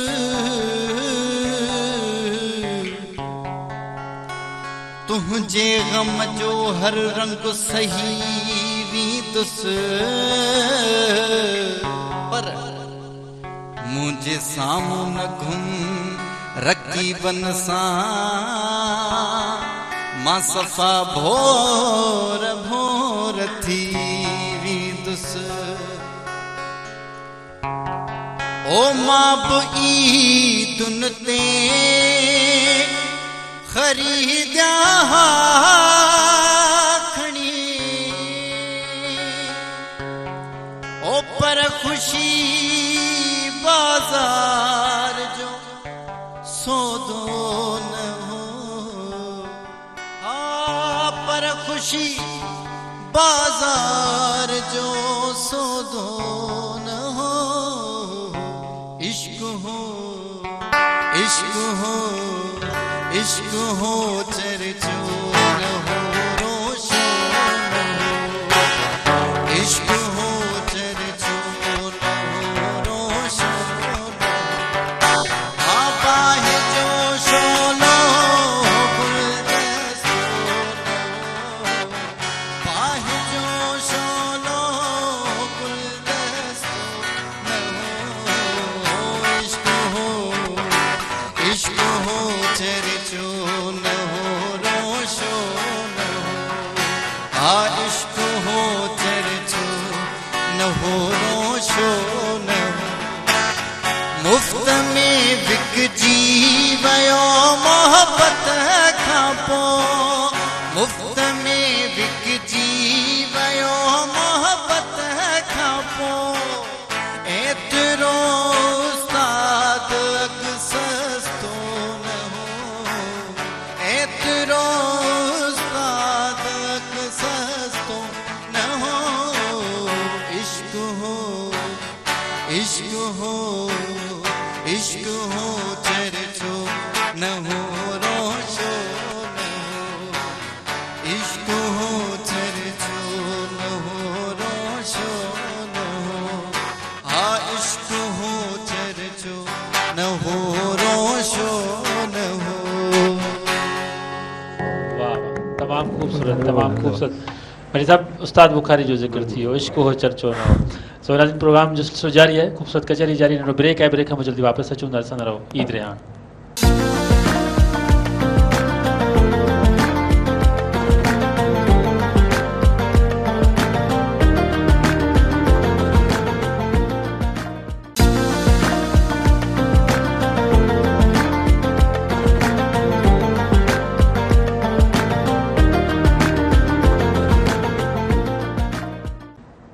नाज़रीन ईद रिहान में ॿेर भलीकार ऐं तव्हां सभिनी खे ईद जूं लख लख वाधायूं जी उमेद त तव्हां ईद खे इंजॉय कंदा हूंदा असांजी कचहरी खे इंजॉय कंदा हूंदा ख़ूबसूरत महिमान हिन अङण ते ऐं फ़तेहमंद मरी साहिब ॾांहुं हलूं था मरी साहिब तव्हां हिन वक़्तु जंहिं मनसब ते आहियो अलामा आई काज़ी उन सीट ते वेठो शेख अयाज़ उन सीट ते अची वेठो तमामु वॾा वॾा नाला उन सीट ते अची वेठा जॾहिं फ़तेहमंद मरी साहिब सिंध यूनिवर्सिटी वाइस चांसलर जी सीट ते अची फस्ट टाइम अची जीअं ई हुन वेठो त छा महसूसु कयो ज़हन में छा ख़्यालु आयो हिकिड़ो त ज़ाहिर आहे सेंस ऑफ हिकिड़ो माना एज़ाज़ जी ॻाल्हि हुई पर उन सां गॾु सेंस ऑफ रिस्पॉन्सिबिलिटी हुई त एॾी वॾी रिस्पॉन्सिबिलिटी आहे ऐं माण्हुनि जूं एक्सपेक्टेशन्स आहिनि स्टूडेंट जूं एक्सपेक्टेशन्स आहिनि सोसाइटी जूं एक्सपेक्टेशन्स आहिनि ऐं सिंध यूनिवर्सिटी तव्हां पाण चयो त मादर इल्मी आहे त जो अल्मा बैटर आहे उन मां हर माण्हू एक्सपेक्ट थो करे त उहो सुठी तइलीम ॾिए ऐं क्वालिटी एजुकेशन ॾिए वधि में वधि शागिर्दनि खे एडमिट करे सभई सहूलियतूं ॾिए त आउं सम्झां हिकिड़ी सेंस ऑफ रिस्पॉन्सिबिलिटी वेहण खां अॻु में मूं मज़हर सिद्दीकी साहिब खे या इकबाल अंसारी साहिब खे फ़ोन कई जेके जेरा हुआ मूंखां अॻु जेके वाइस चांसलर हुया ऐं जेके मूंखां अॻु में ॿ जेके रिसेंट वाइस चांसलर उन्हनि खे त मूं सॼो ऑफिस में आया ऐं मूंसां गॾु वेठा त उन्हनि खे सभिनी खे मूं चयो त हाणे मूंखे इहा परमिशन ॾियो ऐं दुआ बि कयो त आउं जंहिं मनसब ते वियां थो उन जी ज़िमेदारी अदा करे सघां त आउं सम्झां थो त सिंध यूनिवर्सिटी में उन जी हिस्ट्री आहे ऐं उन तमामु सुठो कमु कयो आहे ऐं फ्यूचर में बि उहो तमामु सुठो कमु करे सघे थी उन में उहो पोटेंशियल आहे ऐं हेसी ताईं बि सिंध यूनिवर्सिटी सिंध जे नौजवान जो महबूब इदारो आहे ऐं वधि में वधि ॿार जेके आहिनि यूनिवर्सिटी में एडमिशन वठण लाइ अप्लाई था कनि जॾहिं असां प्री एंट्री टेस्ट वठंदा आहियूं उन ॾींहं ते सिंध यूनिवर्सिटी में मेलो लॻल हूंदो आहे मेले जो समय हूंदो आहे घटि में 20-25 हज़ार स्टूडेंट या उनजी फैमिली मेम्बर्स उहे प्री एंट्री टेस्ट वारे ॾींहुं सिंध यूनिवर्सिटी में जमा था थियनि ऐं अॻु में असां हिकिड़ो दफ़ो वठंदासीं टेस्ट, हाणे उन टेस्ट खे असां डिस्ट्रिक्ट्स खे स्टेगर कयो आहे त कुझु ज़िलनि जी टेस्ट हिकिड़ो ॾींहुं थींदी आहे, ॿियनि ज़िलनि जी ॿिए ॾींहं ते थींदी आहे। त सिंध यूनिवर्सिटी ग़रीब परवर इदारो आहे ऐं सिंधी स्टूडेंट्स जो, उन्हनि जे पेरेंट्स जो ऐं सिंध खां ॿाहिरि जा बि जेके स्टूडेंट्स सां अचनि था उन्हनि जो पसंदीदा इदारो आहे, बिलव्ड इंस्टीट्यूशन आहे ऐं सम्झो उनखे बहितर कंदासीं। इहो जो पहिरें ॾींहं जी फीलिंग इहा हुई ऐं पहिरें ॾींहं ते जॾहिं मूं जॉइन कयो उन्हनि हिकिड़ो मूं ख़तु लिखियो, सभिनी खे ओपन लेटर लिखियो ऐं स्टूडेंट्स खे, टीचर्स खे, पेरेंट्स खे ऐं मीडिया खे उहो मूं इशू कयो। छो त मूं चयो त इहा जेका शइ आउं सोचां पियो अॼोके ॾींहं ते ऐं 4 सालनि में इन सॼे एडमिनिस्ट्रेटिव प्रोसेस में काफ़ी ॻाल्हियूं अहिड़ियूं हूंदियूं जेके मूंखे विसरी वेंदियूं, काफ़ी ॻाल्हियूं अहिड़ियूं हूंदियूं जेके ओवरलुक थींदियूं, काफ़ी अहिड़ियूं नयूं शयूं कंदासीं जेके शायदि उन वक़्तु मुंहिंजे ज़हन में न हुजनि। उन जे करे उहो लेटर हिकिड़ो काइंड ऑफ बेस लाइन आहे मुंहिंजे लाइ, 2 सिफ़नि जो लेटर आहे ऐं पर उहो 2 सिफ़नि जो लेटर मुंहिंजी उन वक़्त जी जेका फीलिंग आहे उन जी आउं सम्झंदो 90% उनजी रिफ्लेक्शन आहे, उनजो इज़हार आहे। जज़्बाती मामिलो हुयो, को अखियुनि में ॻोढ़ा, को ख़ुशी जी ॻाल्हि हुई ऐं उनजा जज़्बात हुआ ऐं ॻोढ़नि जी का कैफ़ियत कान्हे कि ॾिस प्रोफेशन में ऐं मैनेजमेंट में आहियूं ऐं इन्हनि सिंध यूनिवर्सिटी वाइस चांसलर ज़ाहिर आहे वॾो मनसबु आहे पर इन खां अॻु में आऊं इन तरह जे वॾे उहिदनि ते रहियो हुउसि, यूनिवर्सिटी वाइस चांसलर, या उन खां अॻु में हायर एजुकेशन कमीशन में एग्जीक्यूटिव डायरेक्टर जो federal secretary, ex officio federal secretary हूंदो आहे, उते आऊं 2 साल रहियो हुउसि। उन सभई वाइस चांसलर उन्हनि सां कोऑर्डिनेट करणो हूंदो हो, सभई वाइस चांसलर उते ईंदा हुआ ऐं उन्हनि जो काफ़ी मीटिंग्स चेयर बि कंदो हुउसि। त आउं सम्झां थो उहो जेको प्रोफेशनल एक्सपीरियंस हो या आहे ऐं उहा जेका कमिटमेंट जेका उन वक़्तु हुई ऐं आहे उन काफ़ी मदद ॾिनी आहे मूंखे त आउं ज़रूरु यूनिवर्सिटी में उनखे बहितर करण जी कोशिशि कयां ऐं साॻिए नमूने सां सिंध यूनिवर्सिटी में बि सिंध यूनिवर्सिटी जा जेके प्रायोरिटी इशूज़ आहिनि उन्हनि खे एड्रेस कयां। उन में मेनली हिते नौजवान तव्हांजो सिंध यूनिवर्सिटी जो असांजो ग्रेजुएट स्टूडेंट वेठो आहे त मेनली जो इंफ्रास्ट्रक्चर आहे उन में एजिंग आहे, उहो पुराणो आहे ऐं उहो ज़ाहिर 1960s में 70s में ठहियो आहे ऐं उन वक़्त में एतिरा स्टूडेंट कोन हुआ। हाणे स्टूडेंट उन खां तमामु घणा वधीक आहिनि, 40,000 खनि स्टूडेंट मेन कैंपस जा आहिनि। उनजे करे हॉस्टल ते प्रेशर आहे, क्लासरूम्स ते प्रेशर आहे, लाइब्रेरी ते, लेबॉरेटरीज़ ते। त हाणे इहो सॼो इंफ्रास्ट्रक्चर इंशाल्लाह ईंदड़ 4 सालनि में बहितर करिणो आहे। स्टूडेंट अटेंडेंस फोकस आहे, असां त अख़बार में बाक़ाइदा इश्तिहार ॾिनो पेरेंट्स जे लाइ, स्टूडेंट्स लाइ त 75% मिनिमम रिक्वायरमेंट आहे एलिजिबिलिटी जी to appear in the exam. त उन में स्टूडेंट क्लास में ईंदो तॾहिं सिखंदो। ॿियो असांजी कोशिशि आहे त स्टूडेंट वधीक टाइम लाइ कैंपस ते हुजे, मोकलूं न करे ऐं सुबुह खां शाम ताईं कैंपस ते हुजे, लाइब्रेरीज़ खुलियल हुजनि, स्पोर्ट्स जा ग्राउंड्स खुलियल हुजनि, 3 बजे खां पोइ बि हुनखे कैंपस लाइफ मुयसरु हुजे। जीअं हू घर थो वञे त उते शायदि एतिरो पढ़ाई ते तवजो न ॾेई सघे पर हिकिड़े अकेडमिक इन्वायरमेंट में हूंदो, अकेडमिक कैंपस में हूंदो त हुनजो फोकस वधीक पंहिंजी एजुकेशन जी तरफ़ हूंदो। त उन लाइ असां कुझु प्रायोरिटीज़ सेट कयूं आहिनि ऐं ॿीहर कॾहिं जेकॾहिं तव्हां एक्सक्लूसिवली सिंध यूनिवर्सिटी ते प्रोग्राम कंदो त पोइ तफ़सील में ते ॻाल्हाईंदासीं। मलिक साहब, ज़ाहिर तव्हां ज़री यूनिवर्सिटी में विया, हुते वाइस चांसलर थी विया, कराची में हूंदो, सिंध यूनिवर्सिटी में जॾहिं तव्हां वाइस चांसलर विया पे त तव्हां छा मतिलबु ॿार वधीक फील कयो या वरी तव्हां चयो त बसि ठीकु आहे एडमिनिस्ट्रेटर थी रही आहियो ऐं हिन यूनिवर्सिटी खे भलाए वेंदासीं, ॿिया भलाए विया, सोच में का डिफरेंस हुयो? या सिंध यूनिवर्सिटी में हिकिड़ी आसानी आहे त सिंध यूनिवर्सिटी छाकाणि पुराणी यूनिवर्सिटी आहे उन्हनि जे करे हुनजी काफ़ी जेके सिस्टम्स आहिनि उनजी लेगेसी तमामु सुठी आहे। मतिलबु सिंध यूनिवर्सिटी में जेको अकेडमिक इन्वायरमेंट आहे ऐं जेका टीचिंग आहे उनजी क्वालिटी आहे उहा शायदि घणनि यूनिवर्सिटियुनि खां काफ़ी बहितर हुजे। छो त उन में असां वटि हिकिड़ी लेगेसी आहे, जेके डिपार्टमेंट जा स्टूडेंट आहिनि, टीचर्स आहिनि, हुननि जी हिकिड़ी इंटेलेक्चुअल अंडरस्टैंडिंग, हुननि जी हिकिड़ी प्रोफेशनल अंडरस्टैंडिंग ऐं उन टर्म्स में सिंध यूनिवर्सिटी मूंखे ॿियनि यूनिवर्सिटियुनि खां घणी बहितर लॻी। ऐं रूल्स ऐं प्रोसीजर्स छाकाणि त पाकिस्तान जी 2nd ओल्डेस्ट यूनिवर्सिटी आहे, पाकिस्तान ठहण खां अॻु में ठही आहे। पाकिस्तान में सिर्फ़ु पंजाब यूनिवर्सिटी हुई ऐं पाकिस्तान जॾहिं ठहियो त उन खां 2-4-6 महीना अॻु में सिंध यूनिवर्सिटी जो क़याम अमल में आयो 1947 में अप्रैल जे महीने में। त सिंध यूनिवर्सिटी वटि जेके रूल्स एंड प्रोसीजर्स आहिनि उहे तमामु सुठे तरीक़े सां डिफाइंड आहिनि।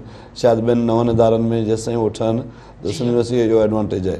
ऐं सिंध यूनिवर्सिटी तव्हांखे ख़बर आहे जॾहिं सिंध असेंबली पाकिस्तान जो रेज़ोल्यूशन बि पास कयो, बिल्कुलु उन्हनि ॾींहंनि में सिंध असेंबली सिंध यूनिवर्सिटी जो रेज़ोल्यूशन पास कयो ऐं उनजी कमेटी ठही ऐं उन कमेटी खे पंहिंजो मैडम जे इलाइक़े जो ई माण्हू हो उन वक़्तु स्पीकर सिंध असेंबली मीरा मोहन शाह उन हेड कयो ऐं उन में ही जेके पाण हैदराबाद में वॾियूं बिल्डिंगूं आहिनि एजुकेशन जूं ऐं उन्हनि जा पायोनियर्स ऐं कराची जा पायोनियर्स उहे सभु मेंबर हुआ ऐं आइडिया इहो हो त हीअ सिंध यूनिवर्सिटी टाउनशिप ठहंदी ऐं तव्हां सम्झो त 1940 में उन्हनि इहो सोचियो त हिते हिकिड़ो इहो एजुकेशन सिटी आहे पोइ हिननि 32 मीटिंगूं कयूं ऐं बॉम्बे यूनिवर्सिटी जी तर्ज़ खां मुतासिर थी ऐं उतां जो सॼो मॉडल खणी ऑक्सफोर्ड यूनिवर्सिटी जो मॉडल खणी ऐं हिते सिंध यूनिवर्सिटी एस्टेब्लिश कयूं कराची में थी ऐं पोइ जल्दी वरी हैदराबाद पोइ जाम शुरू में हली वई ऐं पर हुनजो स्ट्रक्चर हिकिड़ो प्लेन्ड स्ट्रक्चर आहे हाणे त ज़ाहिर ॿियूं यूनिवर्सिटियूं उन जूं रेप्लिका थी ठहनि त हीअ जेका आहे हिकिड़ी ऑर्गेनिक ऐं ठहियल यूनिवर्सिटी आहे उनजे करे आउं सम्झां थो काफ़ी शयूं हिन जूं आसान आहिनि ऐं पर in terms of size in terms of ageing infrastructure in terms of limited resources in terms of higher expectations of the society and students उनजे करे चैलेंज बि आहे सही बिल्कुलु हिकिड़ो ॿियो क्वेश्चन करे वञा यूनिवर्सिटी ते ज़ाहिर आहे वाइस चांसलर खां पोइ मुंहिंजे ख़्याल में पहिरियों इंटरव्यू तव्हांजो हुनमें एज़ थिए पियो त शागिर्द यूनियन जी सदाईं ॻाल्हि थिए थी असांखे ईद जे ॾींहुं हज़ारे नौजवान शागिर्द ऐं शागिर्दियान ॾिसनि पिया त शागिर्द यूनियन तव्हां छा था सम्झो ज़ाहिर तव्हां पाण बि शागिर्द रहिया आहियो इन्हनि ते बैन हुजणी घुरिजे या वरी शागिर्दनि जो आवाज़ छा चवंदा आहिनि उहो अॻिते अचणु घुरिजे तॾहिं असां हिकिड़ी कमेटी ठाही ऐं असीं पाकिस्तान जे सभिनी यूनिवर्सिटियूं सभिनी काफ़ी यूनिवर्सिटियूं वियासीं जी हा हुते असां वञी सभिनी वीसीस खे रिक्वेस्ट पे कई त स्टूडेंट्स खे रिप्रेज़ेंटेशन ॾियो हाणे शागिर्द यूनियन उनजो नालो हुजे एग्ज़ैक्टली या उनजो को ॿियो नालो हुजे ऐं पर स्टूडेंट रिप्रेज़ेंटेटिव मूंखे यादि आहे पेशावर यूनिवर्सिटी हाणे फेसबुक ते कंहिं दोस्त उहा तस्वीर बि शेयर कई आहे पेशावर यूनिवर्सिटी वाइस चांसलर हुन वक़्तु बियासत अली शाह उन सां असीं 3 या 4 माण्हू वेठा आहियूं ऐं आउं बि हुन में गॾु आहियां ऐं बल्कि पहिरीं सीट ते आउं वेठो हुउसि हुते सो हींअर यूनिवर्सिटियुनि में जेका स्टूडेंट जी रिप्रेज़ेंटेशन आहे ऐं छाकाणि स्टूडेंट यूनियन बहाल करणु गवर्नमेंट जो कमु आहे ऐं उन में कोर्टूं ऐं गवर्नमेंट उहो जेको बि डिसीजन कंदी पर असां स्टूडेंट सोसाइटियूं ठाहियूं आहिनि टंडेजाम में बि असां वटि 12-13 स्टूडेंट सोसाइटियूं हुयूं ऐं उन्हनि खे रिप्रेज़ेंटेशन हुई ऐं उन में जेके क्लास रिप्रेज़ेंटेटिव हुआ जेके वाइस रिप्रेज़ेंटेटिव ऑफ क्लासिस हुआ ऐं जेके गर्ल्स रिप्रेज़ेंटेटिव्स इहे टंडेजाम में तक़रीबन 150 खनि स्टूडेंट हुआ उन्हनि सभिनी खे मूं स्टूडेंट लीडरशिप ते ट्रेनिंग कराई त जीअं उहे स्टूडेंट जो वॉइस थियनि ऐं साॻिए नमूने सां हिते बि सिंध यूनिवर्सिटी में जीअं मूं सवेल ॻाल्हि कई त ड्रामा जी सोसाइटी ठहे ऐं म्यूज़िक जी सोसाइटी ठाहियूं ऐं बुक लवर्स जी सोसाइटी ठाहियूं ऐं या इन खां सवाइ एनवायरमेंट जी कैरेक्टर जी ऐं या जेके बि सोसाइटियूं स्टूडेंट ठाहिणु चाहिनि उहे एक्चुअली स्टूडेंट जो रिप्रेज़ेंटेटिव हूंदियूं जेको स्टूडेंट जो वॉइस रेज़ कंदियूं ऐं आउं स्टूडेंट हॉस्टल में फ्रीक्वेंटली वेंदो आहियां क्लासिस में फ्रीक्वेंटली वेंदो आहियां सिंध यूनिवर्सिटी में ऐं मूं हींअर हिकिड़ी इफ़्तार बि सिंध यूनिवर्सिटी जे सेंट्रल कैंटीन ते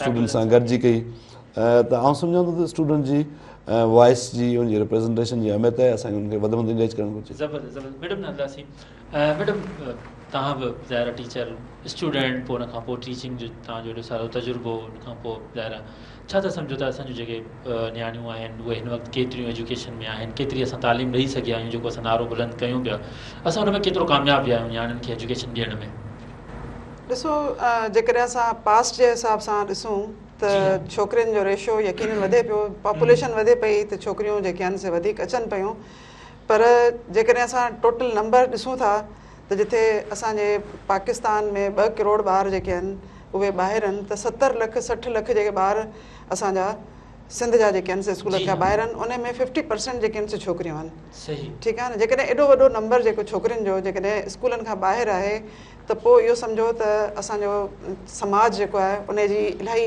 ख़राबु कंडीशन जेका आहे उन जी रिफ्लेक्शन आहे त जेके माण्हू पंहिंजनि ॿारनि खे पढ़ाइणु चाहिनि था जेके ईअं चइजे त मिडिल क्लास जो माण्हू आहे जेके अफोर्ड करे सघनि था उहे त पंहिंजनि ॿारनि खे ख़ानगी स्कूलनि में पढ़ाइनि था पर जीअं त जीअं असांजी जेके सिंध यूनिवर्सिटी आहे या महराण यूनिवर्सिटी आहिनि या पब्लिक यूनिवर्सिटीज़ जेके बि आहिनि उन्हनि में असांजो उहो ॿारु थो अचे जेको घटि जेको आहे सो उनजी माली हालति जेका आहे असां एतिरी मज़बूत कोन्हे पोइ उन्हनि जा इहे जेके इदारा आहिनि इहे उन्हनि जे लाइ उन्हनि जा ख़्वाबनि खे जेको आहे सो कंप्लीट करण जे लाइ उन्हनि जा उहे इदारा जेके आहिनि से कमु करे सघनि था ऐं उन में छोकिरियुनि खे असांखे वधीक मोटिवेट करणु खपे, छोकिरियुनि जे लाइ वधीक जेके आहिनि से फैसिलिटीज़ हुजणु खपनि ऐं सभिनी खां वधीक तहफ़ुज़ उन्हनि खे मिलणु खपे।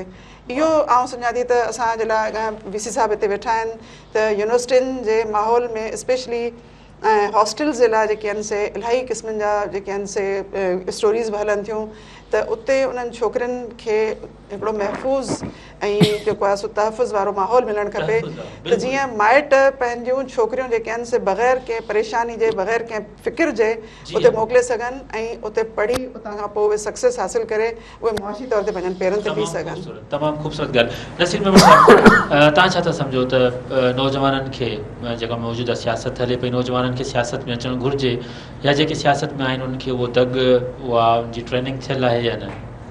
मुंहिंजे ख़्याल में इहा जेका ट्रेनिंग जेका बि अॼु हाणे ॻाल्हि पई कई नियाणियुनि जी जेका यूनिवर्सिटी में, त घणा अगरि जे ट्रेनिंग या पंहिंजे प्राइमरी में अगरि जे ट्रेनिंग सुठी हुजे, उन में छोकिरी में कॉन्फिडेंस हुजे त उहो दुनिया खे फेस करे सघे थी। या इहे हालात रहंदा, इहो सिर्फ़ु पाकिस्तान में न पूरी दुनिया में आहिनि, पर उते जो सिस्टम आहे उते ॿारनि खे कॉन्फिडेंस थियनि था त उहो फेस कनि थियूं। पोइ जेके असां वटि जेके नियाणियूं जेके पढ़नि थियूं स्कूल खां पोइ यूनिवर्सिटी में पोइ अकेलियूं थियूं उते रहनि त उहे वीचारी मुआशिरे खां घबराइनि थियूं अकेले पोइ खां। बिल्कुलु इन करे उहा ई पॉलिटिक्स में बि इहो ई आहे। अगरि चओ हुनखे पॉज़िटिव शयूं असां सम्झायूं, पॉज़िटिव असांजो अप्रोच हुजे असांजे टीचरनि जो, असांजे मुआशिरे जो, त इनशाला इहा ई असांजो मुआशिरो, इहो ई इन्हनि खे ई असांजे मुल्क खे अॻियां हलाइणो आहे। हिननि जी हथ में असांजी वागूं आहिनि असांजे मुल्क जूं, त इहो असांजे करे करिणो आहे। ॻाल्हि ॿोली सिलसिलो जारी आहे, नंढो ब्रेक आहे, ब्रेक खां जल्दी वापसि अचूं, ॾिसंदा रहो ईद रहिया।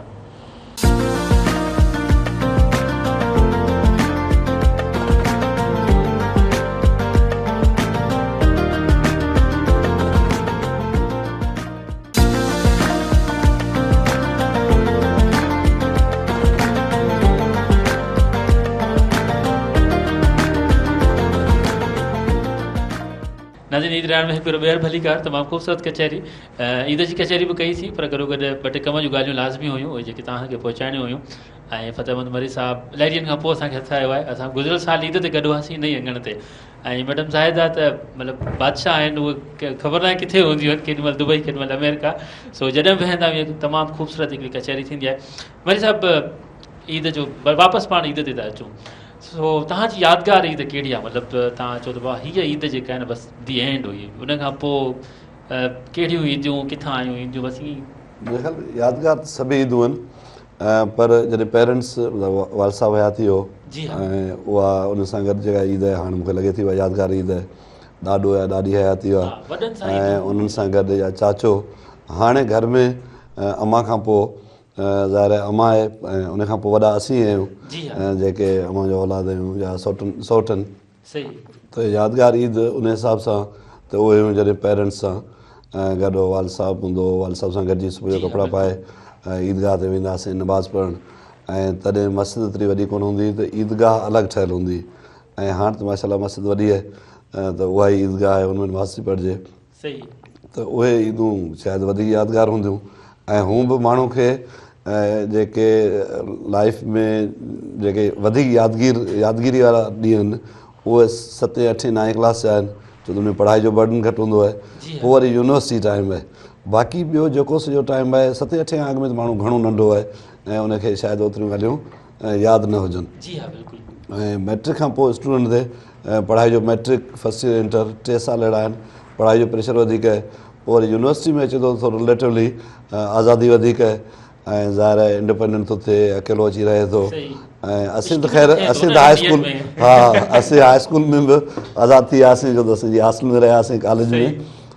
पर आउं सम्झां थो 7, 8, 9 क्लास जूं जेकी ईद हुयूं ऐं पेरेंट्स सां गॾु ऐं उहे वधीक यादगार आहिनि। पेरेंट्स सां गॾु, अच्छा मतिलबु तव्हां ॿुधायो त ज़ाहिर ज़मींदार घराणो हुयो, पोइ तव्हांजो छा टारगेट हूंदो त जेका ख़र्ची मिलंदी उहा तव्हां किथे ख़र्च कंदा? मतिलबु फिल्म ॾिसण ते या को ॿियो को? मतिलबु फिल्म ॾिसण ते, ऐं पर मेनली असीं वेंदासीं शहर कढ़ाई खाइणु, ऐं कढ़ाई खाधीसीं, मशहूरु हूंदी हुई कढ़ाई, उहा खायो, या RC कोला तॾहिं हिकिड़ी ड्रिंक मशहूरु हूंदी हुई ऐं उहा पीजे, उहा पीबी, ऐं थोरो घणो इन क़िस्म जी का एक्टिविटी हूंदी या मूवी ॾिठी या थोरी घणी का ख़रीदारी कई। ऐं उन टाइम ते मूंखे जेको यादि थो अचे त ऐं हाणे नेक्स्ट प्रोग्राम जॾहिं ईंदुसि त आउं बचपन जूं सभई ॻाल्हियूं यादि करे अमां खां पुछी ईंदुसि अमां खां पुछी बिल्कुलु बिल्कुलु बचपन जूं यादियूं त आहिनि। मैडम ज़ाहिदा खां पुछंदासीं, मैडम तव्हांजी जेका यादगारी असांजी हिकिड़ी त तव्हां ॿुधाई कपिड़नि वारी शूज़ वारी, हुन खां वधीक हिडिंग त घणियूं ई हूंदियूं। मुंहिंजे लाइ हिकिड़ी यादगार मुंहिंजी ईद आहे। ऐं नंढी हुअसि ऐं 2nd क्लास में हुअसि। मुंहिंजो वालिद जेको हुन वक़्त में कराची में पोस्टेड हो सेक्शन ऑफिसर जे तौर ते, त उते कराची में रहण जे करे ख़बर पई त मुहाजिर जेके छोकिरियूं आहिनि उहे ईद जे ॾींहुं शरारो पाईंदियूं आहिनि न, शरारो ऐं गरारो पाईंदियूं आहिनि। त मूंखे शौक़ु थियो, अने उते ई असां हुआसीं त मूंखे शौक़ु थियो त मूंखे ईद ते शरारो पाइणो आहे। मूं पंहिंजी माउ खे चयो, उन वीचारी जेको आहे सो मुश्किल सां कंहिं जेको आहे सो मुहाजिर भाई खां जेका गरारो जेको आहे उनखां जेको आहे सो गरारो ठारायो। वरी जेका मूंखां नंढी भेण आहे उनखे बि जेको आहे सो मूंखे यादि आहे त असां ॿिन्ही जो ब्लू कलर जो जेको आहे सो गरारा सूट हो। ऐं यकीन कयो त मतिलबु असां उहो पाए पंहिंजो पाण खे ईअं पियो फील कयूं त असां मतिलबु हाणे ईअं सम्झो त असां प्रिंसेस आहियूं न, जेको आहे सो लाइक दैट। त मूंखे यादि आहे मतिलबु असां प्राउडली जेको आहे सो ॿई भेणूं उन ड्रेस खे पाए जेको आहे सो ईद खे इंजॉय कयो।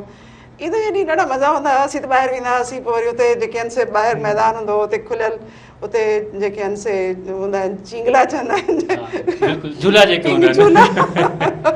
उहो ईंदो, पोइ उन में वञी वेहंदा हुआसीं। ऐं उन खां अलावा सभु कज़न्स जेके आहिनि गॾिजी वरी बाज़ारि वेंदा हुआसीं, जेका ख़र्ची मिलंदी हुई। उते दही बड़नि वारो हिकिड़ो वेठो हूंदो, उन खां दही बड़ा वठी जेके आहिनि सभु खाईंदा हुआसीं। ॾिसो ईद जो असल रोमांस इहो आहे, मतिलबु माण्हू कीअं एंजॉय हा, बसि पोइ इहो हूंदो बसि। मतिलबु तव्हांजी असां शाइरी ॿुधी आहे, तव्हांजा आर्टिकल बि पढ़िया आहिनि, उहे मतिलबु त ठीकु ठाक मज़ेदार हूंदा आहिनि। तव्हांजा खाधा कीअं हूंदा आहिनि इहो त असांखे ख़बर पए न। खाधो सची ॻाल्हि आहे त एतिरो मूंखे शौक़ु कोन्हे, बसि ज़रूरत जे हिसाब सां सही हूंदो आहे, एतिरो को ख़ासि कोन पचाए सघंदी आहियां। न मुंहिंजे ख़्याल में तव्हां कॉफ़ी लवर वधीक आहियो। कॉफ़ी लवर वधीक आहियां, पर हाणे कॉफ़ी त ईद ॾींहुं कोन पीबी न, या मतिलबु हा। सो ईद ॾींहुं त ज़ाहिरी ॻाल्हि आहे की तव्हांखे बिरयानी ठाहिणी आहे, तव्हांखे कढ़ाई ठाहिणी आहे, तव्हांखे शामी कबाब ठाहिणा आहिनि, या सयूं ठाहिणियूं आहिनि। हाणे त डिफरेंट अची विया न मेन्यू, त मतिलबु अलाए कहिड़ा कहिड़ा पर रोल असांजे घर में हींअर बि यकीन कयो त असांजे घर में हिकिड़ी शइ जेका आहे सा खीर खारकूं। मूंखे यादि आहे त असां नंढा हूंदा हुआसीं, मुंहिंजी मदर जेका ठाहींदी हुई, मुंहिंजी चाची जेका उहा बि ठाहींदी हुई, ऐं उन ई मतिलबु लेगेसी खे आउं अॼु बि मतिलबु क़ाइमु कंदी आहियां। त खीर खारकूं असांजे घर में उहे ई ट्रेडिशनल अंदाज़ में पचंदियूं आहिनि, जेके पिंक कलर जूं जेको खार जेका आहे हुनखे काड़े काड़े हुनखे जेको ठाहिबो आहे, ऐं पोइ असां हुनखे सयन सां खाईंदा आहियूं, अॼु बि खाईंदा आहियूं। तंहिं करे बात में पाणी अचे पियो। डायरेक्टर साहब जल्दी असांखे ब्रेक वठायो त असांखे इहो खाइणो आहे। नसीर साहब ईद जो इहो ई असां वटि हूंदो आहे। वाह वाह, तमामु ख़ूबसूरत। नसीर साहब तव्हां मूंखे बशीर मेमण साहब जी का मतिलबु यादगार कहाणी ॿुधायो त जीअं असां थोरो छेड़े सघूं उन्हनि खे, त मतिलबु नंढपण में कीअं हूंदा? बशीर साहब न बशीर ॾाढो सीरियस। अच्छा बशीर साहब न हुआ, ख़र्चा हुआ हूंदा त पैसा न रहंदा, सही खीसे में पैसा न हूंदा त उन वक़्तु ख़र्च थी वेंदा। उहा कहाणी अॼु ॾींहं ताईं आहे या? हा, मुंहिंजे ख़्याल में उहे सेम अकाउंट मुंहिंजे ख़्याल में घटि हूंदो आहे। अच्छा, मतिलबु जेको पैसो जेको बि आहे पैसा बशीर साहब पैसे सां जहिड़ो आहे, न रखंदो आहे हक़ीक़त में। इहो त बशीर साहब अलाह जो शुक्र आहे, हथ इलाही सखी आहे, अलाह जो शुक्र आहे। चलो उहा त थी हाणे तव्हांजी मतिलबु सखावत ऐं कंजूसी जेकॾहिं पाण मतिलबु कंजूस आहियो न, उन जे करे पोइ मूंखे बचाइणो पवंदो न। अच्छा, तव्हांखे बचाइणो उन करे मतिलबु तव्हां ओतिरे ई मतिलबु मार्क्स में तव्हां ओतिरा कंजूस आहियो? न कंजूस न आऊं मीडिया कौर, माना जीअं जिते जिते ज़रूरत हूंदी आहे।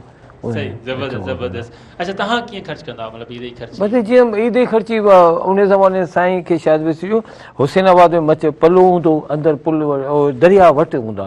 हाणे त इहे ब्रीज हिंद ते अची वियो न, पहिरीं हुसैनाबाद जे अंदरि हूंदो। ॿियो वरी एक्साइटमेंट हूंदी, जामशोरे ते पलो मिलंदो ईदारे ॾींहुं बि अल मंज़र ते। ऐं आर्या होटल लतीफ़ाबाद में, लतीफ़ाबाद में ई मुंहिंजे ख़्याल में हालाना का एतिरो कोन हूंदो, लतीफ़ाबाद जा हूंदा हुआ जेके कढ़ाई शढ़ाई राति जो। बसि इहा मां राति जो माने मोटरसाइकिल ते व्हीलिंग शीलिंग थींदी उहा कंदा हुआसीं। व्हीलिंग बि कंदा हुआ? अच्छा, फिल्मूं ॾिसण वेंदा हुआ? हा हा, लिकी वेंदा हुआ या न न फिल्मुनि में असां ज़ाहिर पंजाबी फिल्मूं त कोन्हे ईंदियूं, न को उर्दू अंग्रेज़ी फिल्मूं जेके बि ईंदियूं, जेके असां हितां उन समय बेम्बिनो सिनेमा में लॻंदियूं घणो करे, ऐं ॿियो चांदनी में। हिते मुंहिंजे पाण प्रोग्राम जी एंडिंग न आहियूं, मां चाहींदुमि त सभु दोस्त छा चवंदा आहिनि मुंहिंजे ख़्याल में मैसेज विझनि।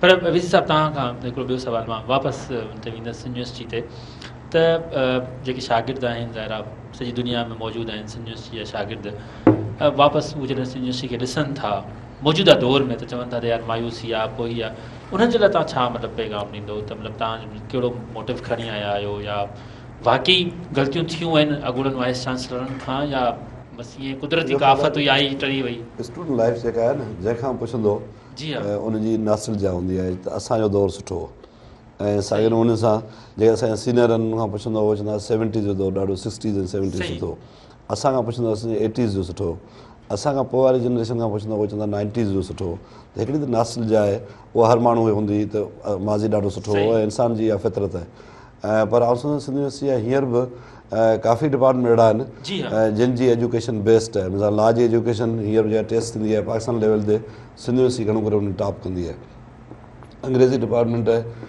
त उन जी बि हिन वक़्त ताईं एजुकेशन जेका उन दौर में हुई उन जहिड़ी आहे या उन खां वधीक बहितर आहे त कुझु डिपार्टमेंट बहितर थिया आहिनि कुझु डिपार्टमेंट ज़रूरु ओवर द टाइम कमज़ोर थिया हूंदा ऐं असीं हिकिड़ो त हींअर जल्दी कुझु ॾींहंनि में हिकिड़ी अख़बार में अनाउंसमेंट कंदासीं जेके बि असांजा पुराणा ग्रेजुएट आहिनि जेके अलमनाई आहिनि उहे हिते हिकिड़ो यूनिवर्सिटी सां तालुक़ु जोड़ीनि ऐं अलमनाई जा मेंबरशिप पंहिंजी वठनि ऐं एज़ अ मेंबर उहो सिंध यूनिवर्सिटी जे मुतालिक़ वधीक अपडेटेड हूंदा सिंध यूनिवर्सिटी हर एक्टिविटी जंहिं डिपार्टमेंट मां पढ़िया आहिनि ऐं उन डिपार्टमेंट जा अपडेट्स असां रेगुलरली उनखे ऑनलाइन अॼुकल्ह तव्हां डिजिटल मीडिया आहे ऐं माण्हू मोकिले सघे थो उहो उनखे मोकिलींदा रहंदासीं ॿियो हिकिड़ो असीं पब्लिक स्पेस बि ओपन करणु था चाहियूं जंहिंमें जेके बि माण्हू सजेस्ट करणु था चाहिनि सिंध यूनिवर्सिटी में हीअ इम्प्रूवमेंट अचे उहो हिकिड़ो दफ़ो असांखे सजेस्ट कनि जीअं असीं उन सॼी शइ खे ऑर्गनाइज़ करे ऐं पोइ उनजी प्लैनिंग प्रोसेस में विझूं छो त हूअं ऐं ज़ाहिर आहे जिते वञा थो माण्हू सजेशन्स ॾियनि था ऐं रोज़ रोज़ जे सजेशन्स वठी हिकिड़ी उहा सॼी जेका असांजी स्टडीज़ आहिनि उहा अडॉप्ट थींदी उनजे करे ज़रूरी आहे त हिकिड़ो दफ़ो सभिनी जा इशूज़ बि आइडेंटिफाई करे ॾियनि ऐं उनजा हल बि जेके माण्हू प्रपोज़ कंदा ऐं उन जे बेसिस ते जेको पब्लिक परसेप्शन आहे या जेका माण्हुनि जी एक्सपेक्टेशन आहे या जेके पुराणा असांजा ग्रेजुएट आहिनि उन्हनि जी एक्सपेक्टेशन आहे या इंडस्ट्री जेके एम्प्लॉयर आहिनि असांजे स्टूडेंट्स जा उन्हनि जी एक्सपेक्टेशन आहे त उनजे बेसिस ते हिकिड़ी स्ट्रेटजी ठाहींदासीं त उनजो बि अख़बार में इश्तिहार ॾेई ऐं सभिनी खां हिकिड़ो ई दफ़ो सभई सजेशन्स वठी उनखे प्रायोरिटाइज़ कंदासीं हाणे पाण ईंदासीं मैसेज ॾांहुं तव्हां मेरा टीवी जे ॾिसंदड़नि खे पंहिंजनि दोस्तनि खे पंहिंजे शागिर्दनि खे हिन ईद जे ॾींहं ते कहिड़ो मैसेज ॾींदा ऐं हिकिड़ो त आउं सम्झां थो त सभिनी खे ईद जूं ख़ुशियूं मुबारक हुजनि ऐं जेके असांखे ॾिसनि था ऐं यूनिवर्सिटी जे स्टूडेंट्स लाइ या जेको कोहर्ट हींअर एलिजिबल आहे यूनिवर्सिटी अचण लाइ या यूनिवर्सिटी में पढ़े थो कंहिं बि यूनिवर्सिटी में उन्हनि सभिनी खे मुंहिंजी गुज़ारिश इहा आहे त जेका एक्सीलेंस आहे जेको माण्हू पंहिंजे कैरियर में एक्सेल कंदो आहे उनजो ॿियो नालो हार्ड वर्क आहे ऐं जेतिरी हू हार्ड वर्क कंदा जेतिरो महिनत कंदा ओतिरो ई पंहिंजे फ्यूचर में वधीक कामयाबु थींदा उनजे करे जेके स्टूडेंट ख़ासि तौर ते जिन बि क्लासिस में आहिनि उनखे गुज़ारिश आहे त ईद पंहिंजी सेलिब्रेट कनि ईद जा 3 ॾींहं सेलिब्रेट कनि पर 3 ॾींहंनि खां पोइ पंहिंजा क्लासिस बि रेगुलरली अटेंड कनि ऐं पंहिंजी पढ़ाई बि जारी रखनि ऐं अॼुकल्ह जो दौरु स्किल्स जो दौरु आहे अॻे में हूंदो त हिकिड़ी डिग्री वठी ईंदासीं नौकिरी मिली वेंदी हाणे दुनिया में कंसेप्ट आहे माइक्रो डिग्रीज़ जो हिकिड़ी तव्हां मेजर डिग्री जेका वरिती उहा त कंहिं डिसिप्लिन में उन में आहे पर माइक्रो डिग्रीज़ जूं स्किल्स जूं हज़ारें ट्रेनिंग्स मौजूदु आहिनि हींअर सिंध यूनिवर्सिटी में बि असां 3000 खनि ऑनलाइन कोर्सिस उनजा फ्री वॉचर्स ऑफर कया आहिनि ऐं तक़रीबन 3500 स्टूडेंट्स खे हिन साल लैपटॉप ॾिना आहिनि प्राइम मिनिस्टर जी स्कीम तहत हाणे उन्हनि सभिनी स्टूडेंट खे मुंहिंजी गुज़ारिश आहे त उहे ऑनलाइन जेके कोर्सिस अवेलेबल आहिनि या जेके शार्ट कोर्सिस इवन पेमेंट ते जॾहिं उहे जेके अफोर्ड करे सघनि था त हू पंहिंजे स्किल्स इम्प्रूव कनि जीअं अॻिते हली पंहिंजे उहो कैरियर में वधीक कामयाबु थियनि वाह तमामु ख़ूबसूरत ॻाल्हि ऐं अहम अनाउंसमेंट आहे इहा त मतिलबु तव्हां ॾाढी सुठी ॻाल्हि कई त मतिलबु मल्टी जेके डिग्रियूं आहिनि उहे जेके तमामु कमु अचनि थियूं मैडम ज़ाहिर रहंदासीं मैडम तव्हांजो छा मैसेज हूंदो पंहिंजे पढ़ंदड़नि जे लाइ ऐं तव्हां सां जेके मोहबत कनि था तव्हांजा जेके फॉलोवर्स आहिनि जेके असांजा मेहरान टीवी जा ॾिसंदा आहिनि उन्हनि जे लाइ मुंहिंजो मैसेज इहो ई आहे सभिनी खे त तव्हां जॾहिं ईद मल्हाईंदा हुजो तव्हांजूं जेके ख़ुशियूं आहिनि उन्हनि खे जेसि ताईं तव्हां ॿियनि सां ग़रीबनि सां या उन तबिके सां शेयर नथा कयो जिन खे उन्हनि शयुनि जी ज़रूरत आहे उन्हनि ख़ुशियुनि जी उन्हनि खे बि ज़रूरत आहे त तव्हांजूं ख़ुशियूं अधूरियूं आहिनि तव्हां पंहिंजूं ख़ुशियूं मुकमल करण जे लाइ ज़रूरी आहे त उन्हनि माण्हुनि सां जेको आहे पंहिंजनि ख़ुशियुनि खे शेयर कयो ऐं उन शेयर करण जो मक़सदु इहो आहे त तव्हां पंहिंजा जेके रिसोर्सिस आहिनि उन मां थोरा रिसोर्सिस जेके आहिनि उन्हनि जे लाइ जेके आहिनि से कढो त जीअं उहे ख़ुशियूं मल्हाए सघनि तमामु ख़ूबसूरत नसीर मेमण साहिब सर तव्हांजो छा मैसेज हूंदो पंहिंजे फॉलोवर्स जे लाइ सभिनि खां पहिरीं सभिनि खे सॼी सिंध बल्कि पूरी दुनिया खे ईद मुबारकूं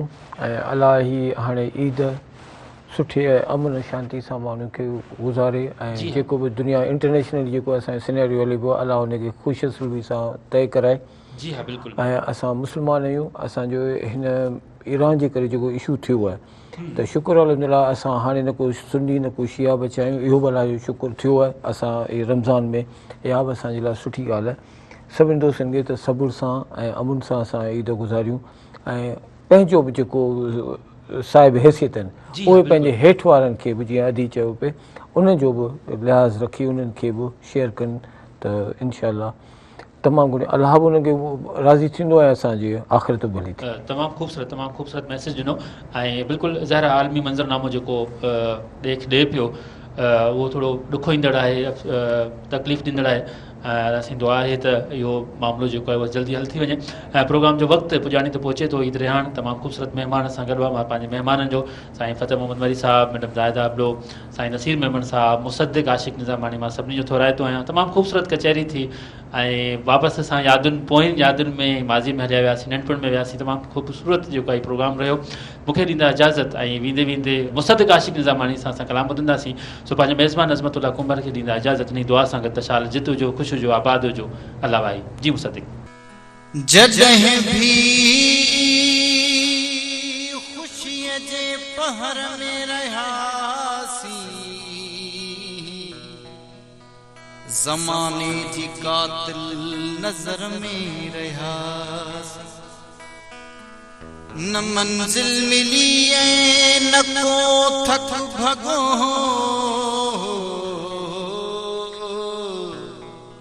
सॼी ज़िंदगी ॼण सफ़र में रहियासीं। ओ दर्द दिल जो वधी जो वींदो, दर्द दिल जो वधी जो वींदो, कोई तो पयो सजीदो कोई तो पयो सजीदो, दर्द दिल जो वधी जो वींदो, छो परेशान थी वियो परेशान थी वियो ज़िंदगीअ में ईअं बि थींदो, ज़िंदगीअ में ईअं बि थींदो। हिकिड़ो माण्हू ही आहे अचेड़ो, पर हिकिड़ो माण्हू ही आहे अचेड़ो, पर ओ मूं सॼो घर खणी सजायो, सोर के